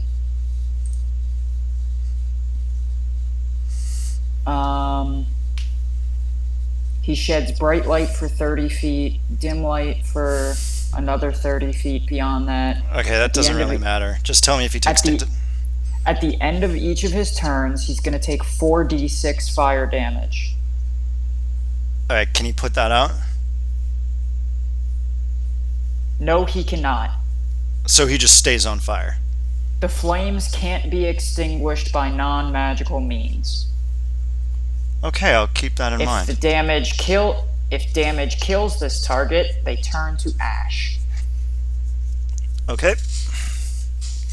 So that'll be 4d6 plus 11 at the end of his turn. And then I'm going to move 30 feet away, so I'm not within whatever bubble bullshit he's about to throw at. What level? Asgard. You cast that at level 3, right? 5. Oh, 5? Alright, let me see. Alright, here, 1 second. Cross modifier. Oh, that's actually not bad. Alright, hold on a second.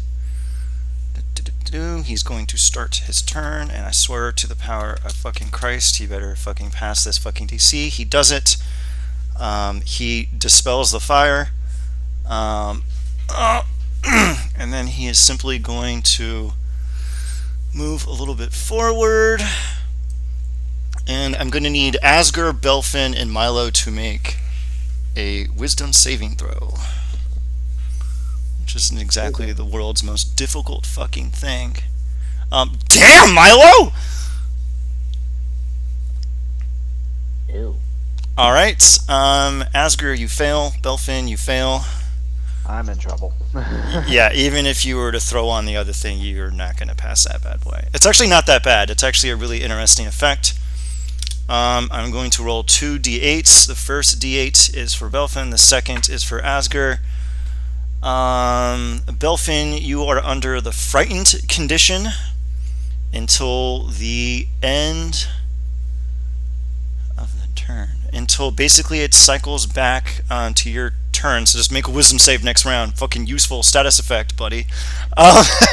And amusingly enough, the same thing also applies to Asger. Are you immune to the frightened condition, Asger? I am not. Okay, you are frightened of the creature until your next turn. And that's all she wrote.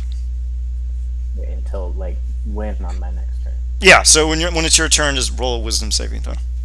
Oh, I get to make the save. Alright, cool. Okay, go ahead and just roll that wisdom save again, Belfin. Kind of a really obnoxious thing. And Milo, you shoulder this like a goddamn champ. Not bad. You've seen guys with 30 miles on their chest. This is pedestrian. It's called Tuesday. I'm gonna expend my reaction to Flash of Genius. This 22. Yeah. You already did it. You passed initially, but you already beat me to the punch. So you're fine. Excuse me for not taking any chances. Hey, that's smart. Go ahead. You have your action. Knock yourself out.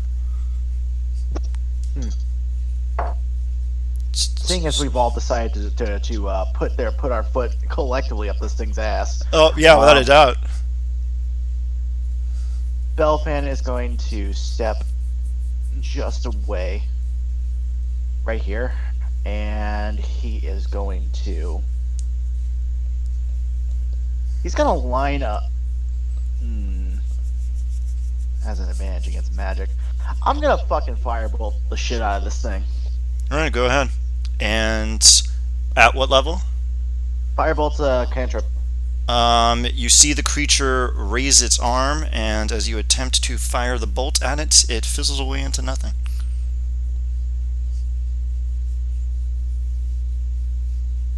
Lovely. Cantrips don't work. But You can roll Arcana if you want to get what the actual reason is. yeah, sure, I will roll Arcana. Oh, I bet I know what it is.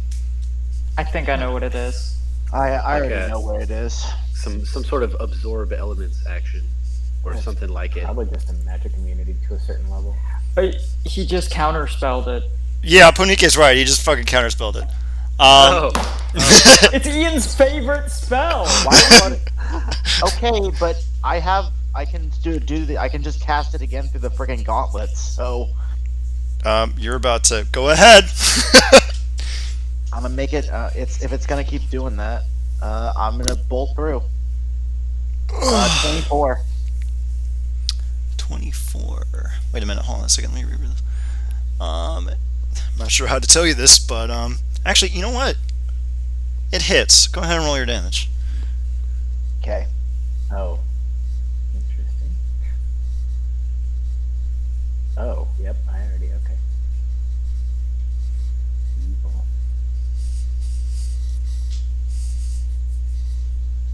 Rolling.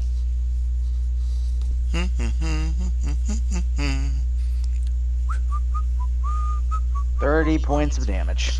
You sear the creature in its flesh as it lets out a frightful roar. Okay. Go ahead, Milo. Oh, yeah, you already passed. Go ahead, Milo. All right. So it does take damage, but it didn't take weapon damage. What was it? I should note that if a creature casts a counterspell, it just used its reaction. Necrotic. It's not what you think it is. Fair enough. This is a very curious creature, and I think whoever put this in Wildmont is a fucking sadist. I've been waiting a very long time to do this. Okay. Go ahead, Milo. I'm going. Yeah, I'm gonna just try to hit it with my wrist whip. I'm just gonna attack it with it. That is actually probably the easiest thing to do. Go ahead and just stab him. See how it feels about some psychic damage. All right, go ahead.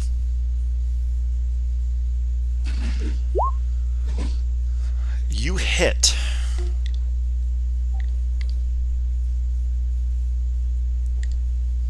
Okay. Go ahead and roll up your damage, bad boy. Okay. That's actually. Gave me this crazy ass. It's such a cool. As soon as like Theros came out, I'm like, this whip is dope. Somebody should have this whip. Is that the Whip of Erebos? Yes, he has the whip of Erebos. Fucking dank. I love that magic card. It's pretty fucking great. All right, go ahead, Milo. Roll up your damage. Yeah, I'm calculating. Yeah, you have a really If you weird. put it in correctly, you can just click it. No, oh right, yeah. I need to click roll damage as well. Oh man. Wait. Oh. Make sure to integrate that so because the auto integrations really speed up the minutia in combat. Thankfully, the segment after this one, remember how I said it was a bad thing, then a very bad thing, and then a fun thing? The fun thing's next. Yeah. All right. Fun. I like giving you all a single target creature that has a lot of weird quirks. Alright, you do 30 points of damage as your psychic onlash of whipping targets a creature's flesh, lashing at its mouths, chipping the teeth on one of them, slashing at its neck as it lets out a roar and stares at you with derision. Silas, it is your turn. Oh wait, so I do that, and then I see it look at me, and then I just like go. Well, wait, let's see. I moved like, so I'm gonna move like bump, bump, bump. Okay, good. Wait a minute, I think Yes, move behind the barbarian. It's a great idea. It really is.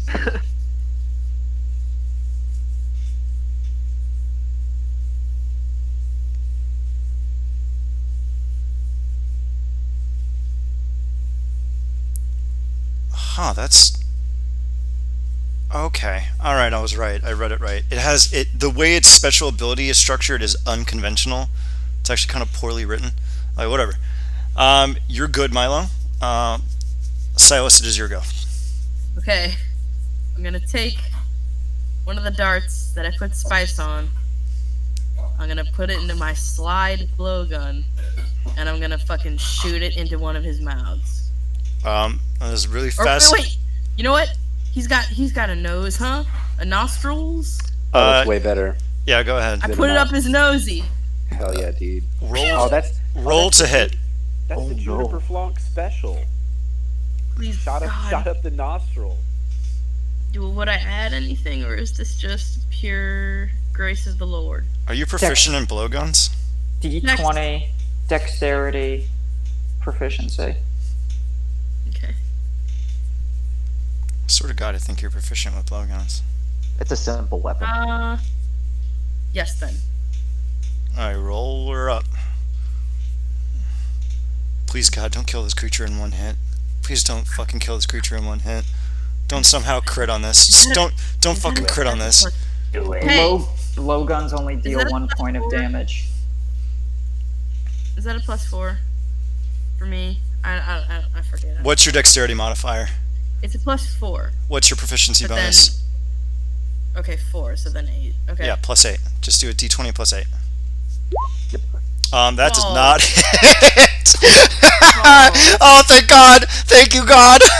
I didn't need to have the creature sneeze and die. Fall to the walls.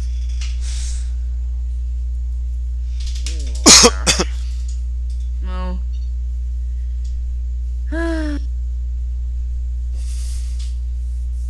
Yeah, that's about all I can do. Okay. Oh God. Oh God, no. Asger, it's your turn. Hi. Hi, Asper.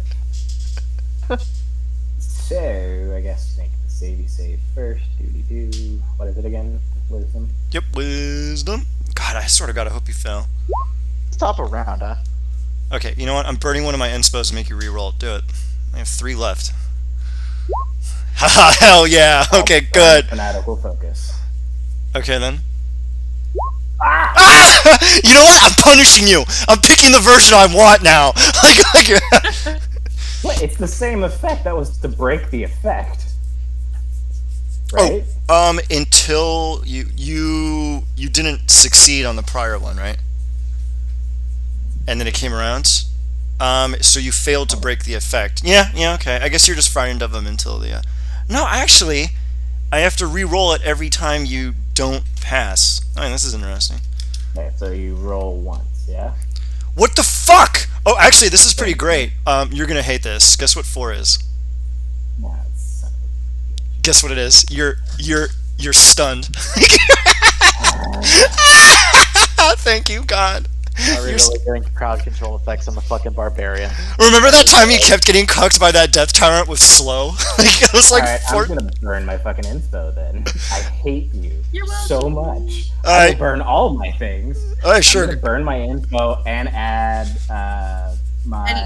May I bardic say? inspiration to it. When you You use still- it, you don't lose it. Wait, what? Heyo, heyo.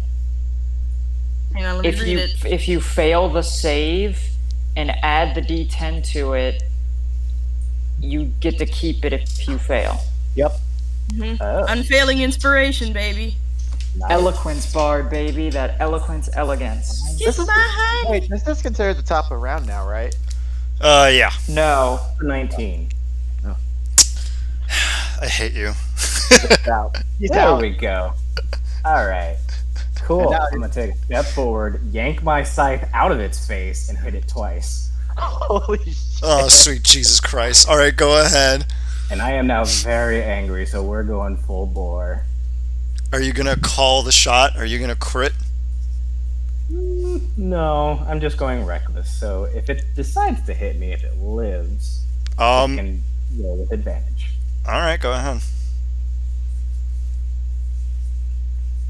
Alright.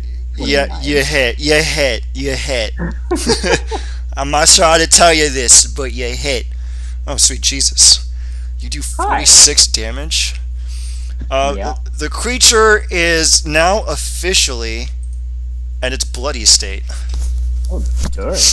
Boy, sick. Because he doesn't take any of the necro damage, right? Yep. Yeah, he know take the necrotic. Yeah, he's immune to that. As you've acutely figured out, because he's completely unfazed by your aura. Oh, wait. Yeah, big boy. I will make big boy sit on his butt then. Where's the thing? Oh, are you trying to make him prone? Yep. Guess Unless he's immune to that. Yeah, I made him immune to prone because I knew you would do this. Fine, then I'll use goading attack. Alright, go ahead. Jesus. Oh boy. What in the Sam hell did you just click? Did you type this all up? Yeah, it has the whole thing. It Nice. has martial adept and gives me all of it, and then it has the actual attacks underneath it, so that I can just be like, this is what I'm doing. Huh, okay. Yeah, he has to make a... So I hit him. Okay, wisdom saving throw. I add a d6 to the damage, and it has to make a wisdom save against 8. How are you doing this to me? Just pass a single save, you stupid bastard! Yep. So that would be 19 to save. So yeah, it definitely fails, and I roll another d6 damage of slashing. Okay, that's fine. Go ahead and roll out the slashing. So that's another 5 slashing damage. Okay, I will make a note of that. I swear to God, And- I don't know why this stupid bastard can't just pass his fucking saves with advantage. Yeah. So it now has disadvantage on all attack rolls against targets other than me. He's pretty mad at you. He's gonna want to cool with clobber it. you. I just don't want him to hit anybody else. I'm doing my job as a tank. This motherfucker actually hits like a truck, so this is gonna be very interesting. All right, Yeah. Ponike, it is your turn, dear. Are you muted Okay. again? Oh, there we Oh go. no, I switched over to voice activity. Okay, let's see what I can do. God. God help me. That would be 8, 9, 10. Let's see something real quick. So, centered right here, so that way the bubble hits him, but not Asger. It's A 6th level fireball, he rolls with disadvantage. He rolls with advantage. I mean, he rolls flat. And actually, you know what? You're gonna learn his secret. You're casting that at 6th? Yep. Okay, then here, let me see this. Da-da-da-da. And yeah, the spell fails. How? I'll tell you after you kill him. He's about You to. already used your reaction, though. Okay, do you know the monster effect reactive, where they can take a reaction basically for as many times as they're attacked? He has that. Yeah, Cool. it's a nightmare. Cool. Cool. I can literally do nothing to this thing. Thanks for putting me out of the fight. I'll see you on the next one. What do you? Okay, there's no need to be a curmudgeon. All right. Okay, it is his turn. Ugh.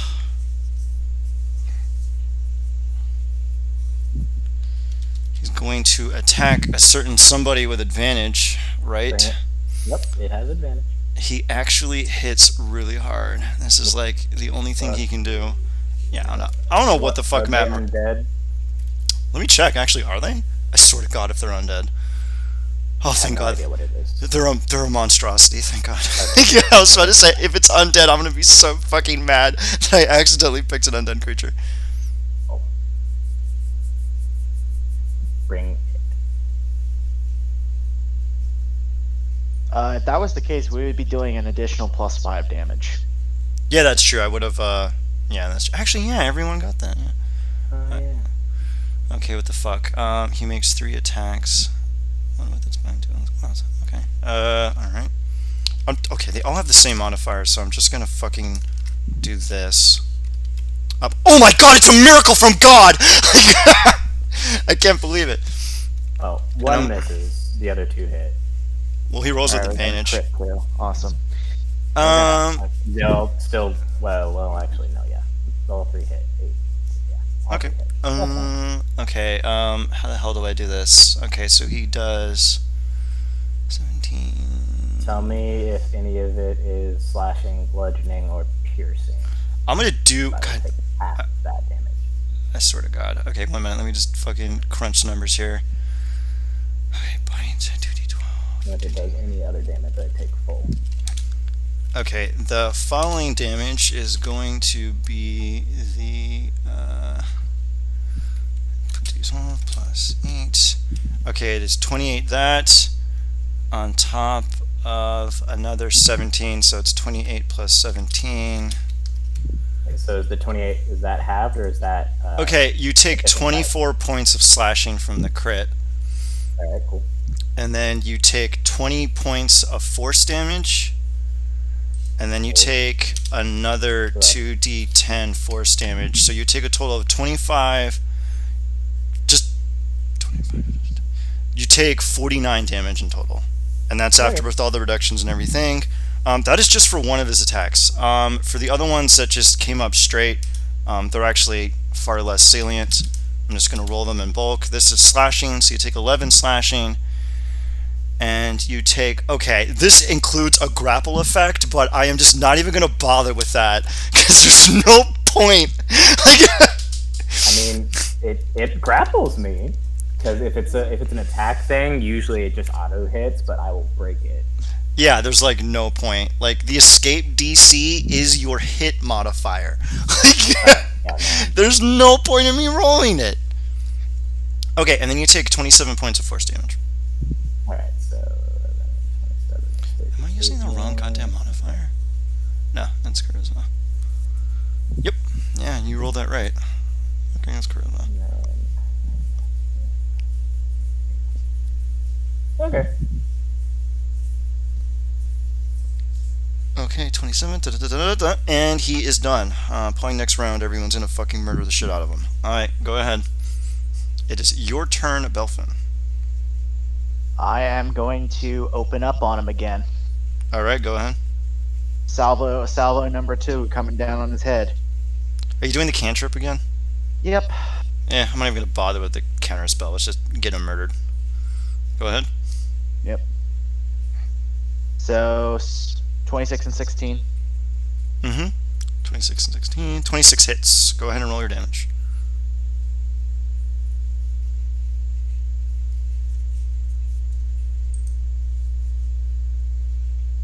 Damn. Another 31 points of fire damage. Nice. Jesus, what the fuck? God damn it. Anytime I need him to make a saving throw, he's like, what? Hold on a second. Jesus Christ, let me go up to his damage. And, yeah, he's getting pretty long in the tooth. Hold on a second. Son of a bitch. Okay. Anything else? That uses my action and my bonus action, so I'm just gonna reposition. I should do an Arcana check. Yeah, that's a good way of doing it. Alright, go ahead. Anything I'm else? gonna reposition here, and then I'm gonna end my turn. Alright, go ahead. Milo, it is your call.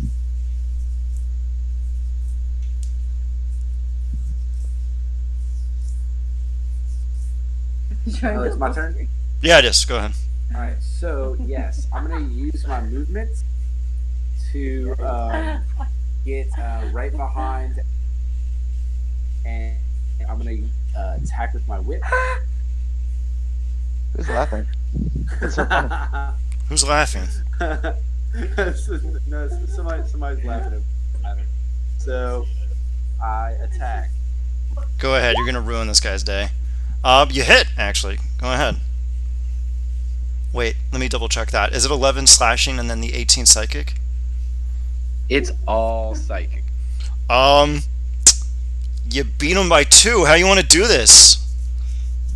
Oh wait, I did it. Yeah. Oh boy, does it have like? It's got like a bunch of heads and a bunch of like faces, right? Yeah, it's a really fucking creepy monster. All right. Well, yeah. I just spin the whip around, and then I just give it a crack right across it, and that's it. I hit it with the whip. I hit it until it's dead. Do you like do you like curl the whip around underneath it and then slice all of its like little creepy mouths off its chest at once? Ooh, yeah. No, I just keep whipping it until all of its little mouths are just nothing. I whip it into, I whip it Devo style until it's just a big mound of accursed meat.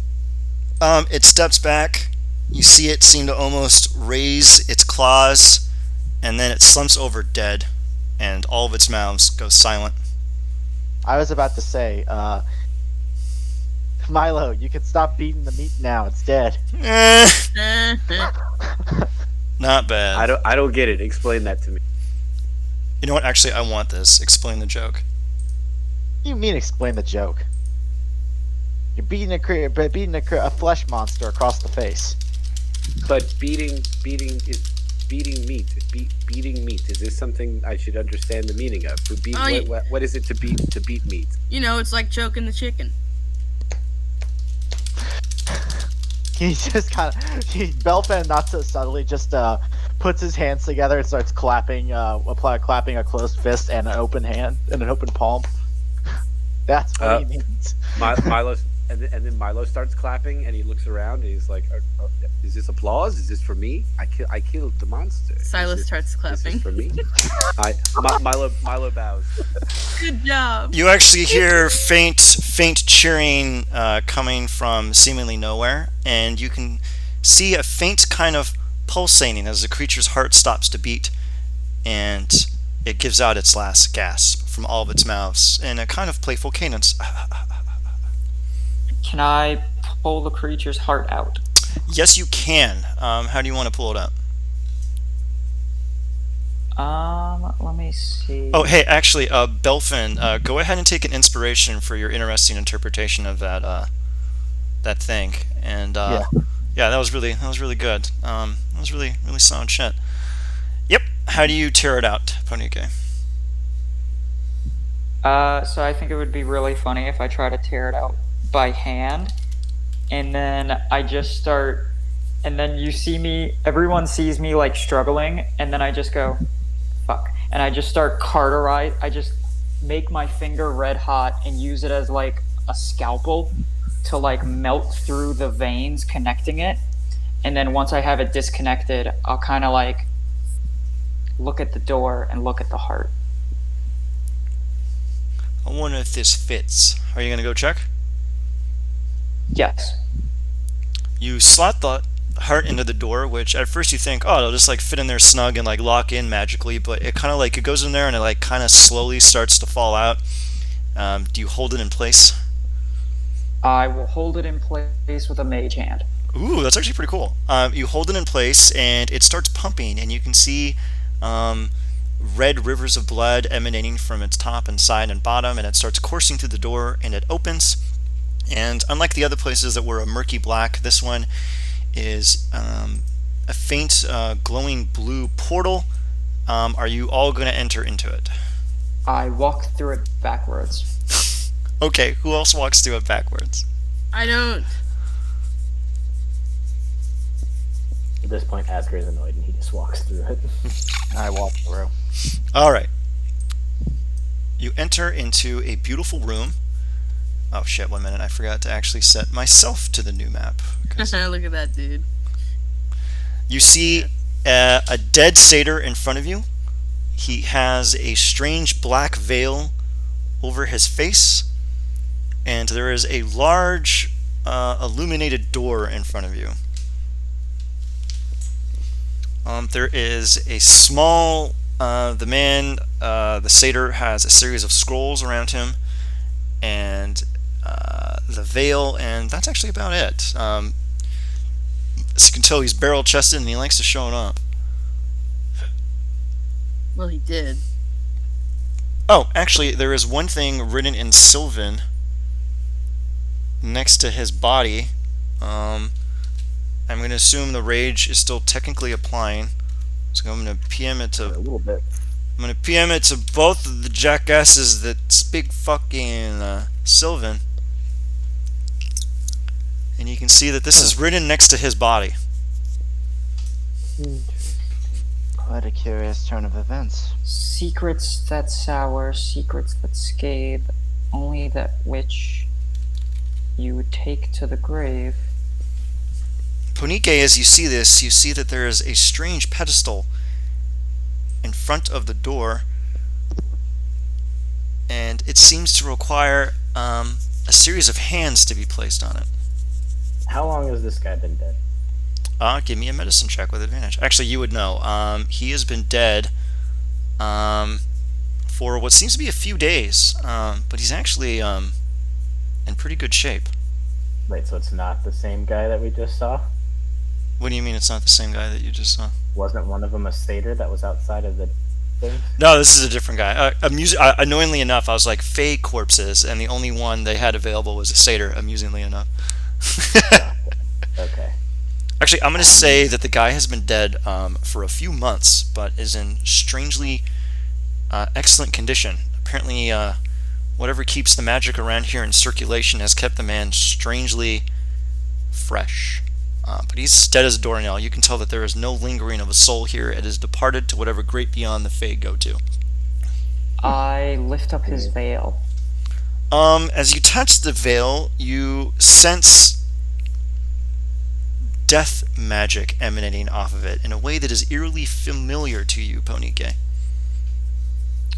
I lift the veil and take it completely off, and I want to pocket it and look at it later. Okay, you pocket it. Just put down veil in your inventory. Keep in mind of that. Now, what else would you all want to do? Can I roll an Arcana check right now? If you want to examine it right now, by all means, go ahead.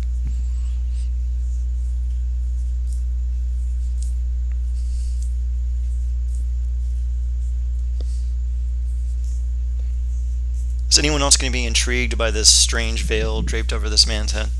Well, I'm more intrigued by those calf muscles. He's pretty jacked. Damn! Oh my god! Okay, I'm just going to give it to you.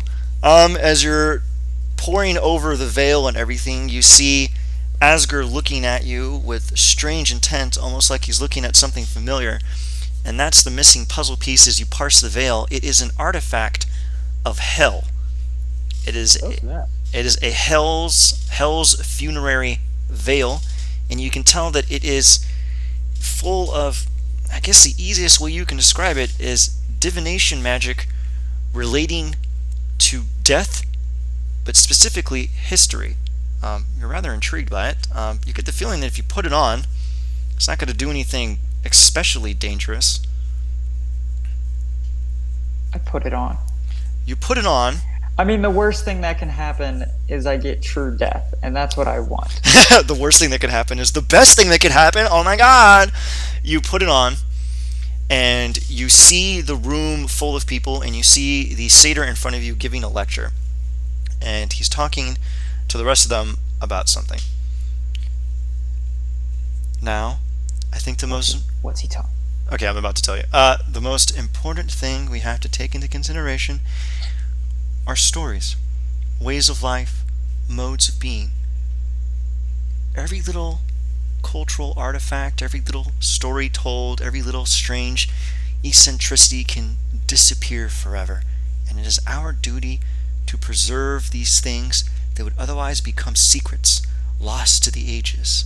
It is only by bringing things out into the open and by airing out the insular, the secreted away, that we can truly escape and bring ourselves into a new realm, a new place, or, better yet, to take us where we need to go.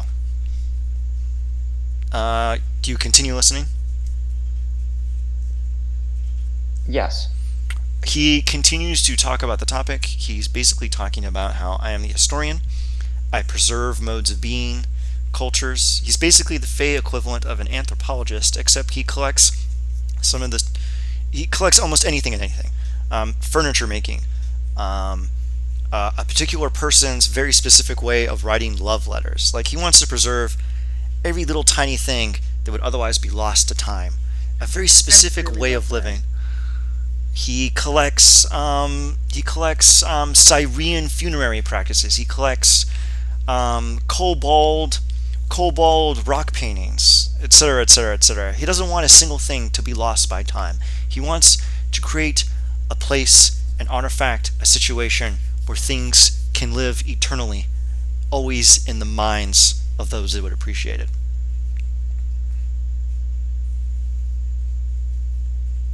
Do you take off the veil, or do you want to... He basically is just going to keep kind of talking about the lecture for a while. I will take the veil off.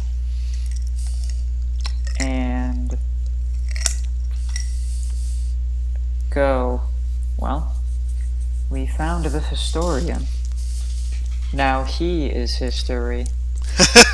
Take it in, But Spa. Very good. You get a piecing that what this veil does is because of where you are right now, it's going to be altering and it's going to work in a different way. It showed you a specific memory pertinent to the last person that was wearing it. That's whenever the attunement changes. But when you're attuned to it, it shows you who and what has been in a particular location. So basically, it gives you a temporal tracking of a location. Who has gone through it, who has walked through it, who has ever altered the environment where it was. It basically serves as like a little view screen into the past. Tight. I'll keep it. I'll begin the attunement process and just keep it in my pocket. Yep. Now, written in Sylvan in blood is secrets that sour, secrets that scathe, only that which you would take to the grave. The door that you have entered in has disappeared, and the only remaining gate is the one before you with the strange pedestal in front of it. I put my hand on the pedestal. Do we all have... Does it look like more hands can fit on the pedestal? It seems pretty large, but you get the feeling that it's large because the guy who made it was pretty big. But you get the feeling that it probably works one at a time. And if you want to gauge it, I'm going to give you this, I guess, spill over 20 Arcana check. That a lot of you should probably be in proximity to the thing when you attempt to figure out how to open the door. I will put my both hands on the pedestal and I will whisper a secret to it, and I will whisper you this secret. Okay, cool. Now, is anyone else going to be rude and try to listen in, or are you going to be polite?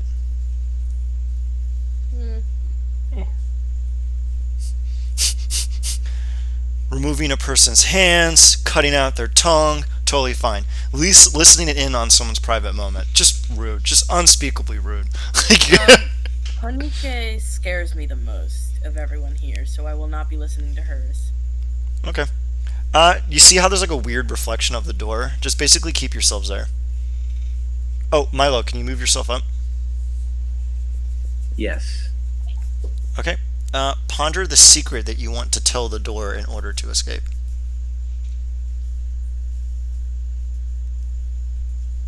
Ooh, I love it. Okay, good.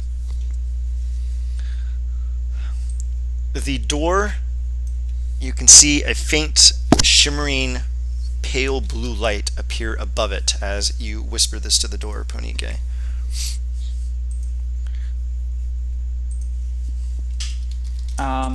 I'm gonna keep... I take my hand slowly off the pedestal. I want to see if the door will open. The light remains, but it pings, it glows a little brighter, almost as an acceptance of you taking yourself off of it. You get the feeling that your secret was accepted by the door. Cool. Okay, go ahead. Who wishes to speak their piece next?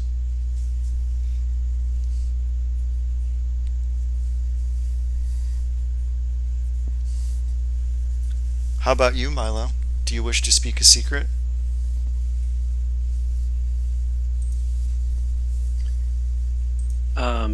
And so speak the secret into the door.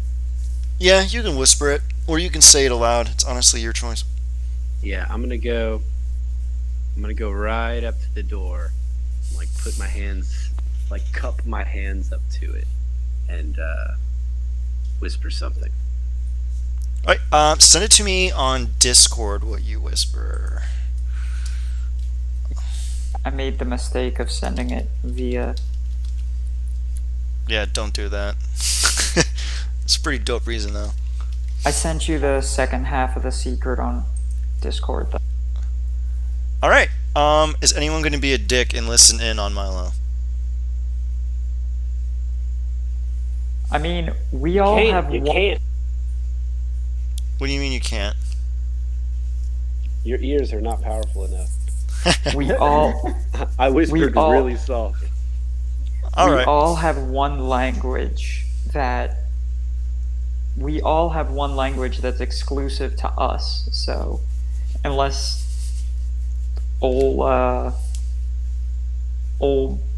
Somebody's raging. language Unless man, somebody's raging. yeah, unless old Hi there. buff languageologist over Yo, there. bro, yo, bro, you pissed or what? Always. I'm so That's my mad. secret. I know But all mortal I ain't languages. listening, so you're good. Okay, the light, second light appears. It glows a faint blue. When you remove your hand, it glows a brighter blue. Who wishes to go next?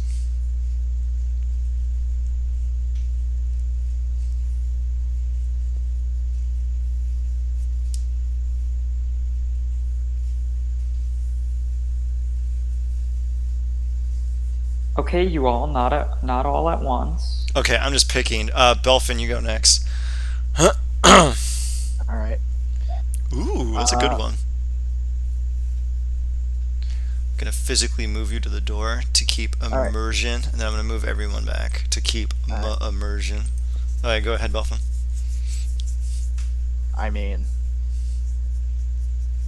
Look at Ponike trying to listen in. I'm just gonna whisper. It's like, I'm Yeah. not listening. Go ahead. I already told you what it is. Okay, good. Oh no, just give me some mumbling. Okay, Belfin. The third light appears, glows a faint blue, and as you remove your hand, it glows a brighter blue. All right. All right. Silas. Okay. He will go up and in Clonish, he will sign his secret. Well, it's kind of neat. Just PM it to me. The fourth light appears, faintly blue. You remove your hand, it glows a harsher blue. All right, Asgard, as your go. Just PM me what you. Actually, I already know what you want. Yep. Asgard will walk up again, look at Silas this time, and be like, "You can tell everybody else what I told you the first time." Ooh. Out of character? Oh, okay, right. Ears.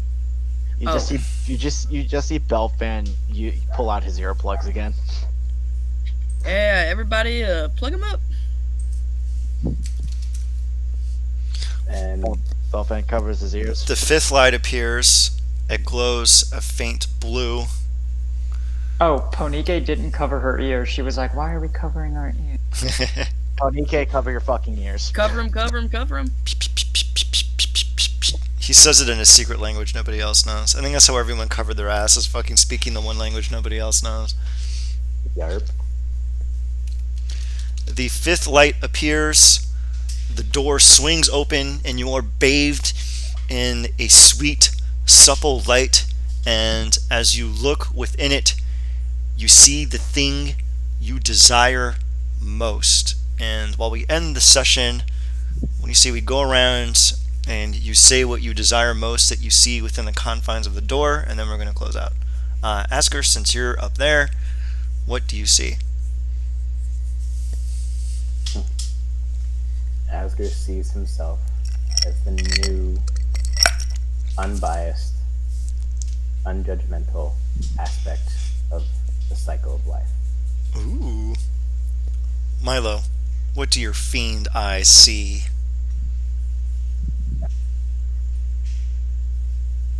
Milo says, I desire one thing alone, to win. I like it. What do you see, Belfin? I see the. You see the aspect of creation basically moving, like manipulating life and putting things as they should be. I like it. Hang on, everybody can see what we see, or we just see what we want? It's a mirror of Ericid's situation where you just see the thing you see. Okay. Alright, Silas, what do you see? Boy. Silas sees an endless party and an endless slaughter. Ooh. Can't have laughter. Can't have slaughter without laughter. Mm-hmm. Ponike, what do you see aside from the glaringly obvious?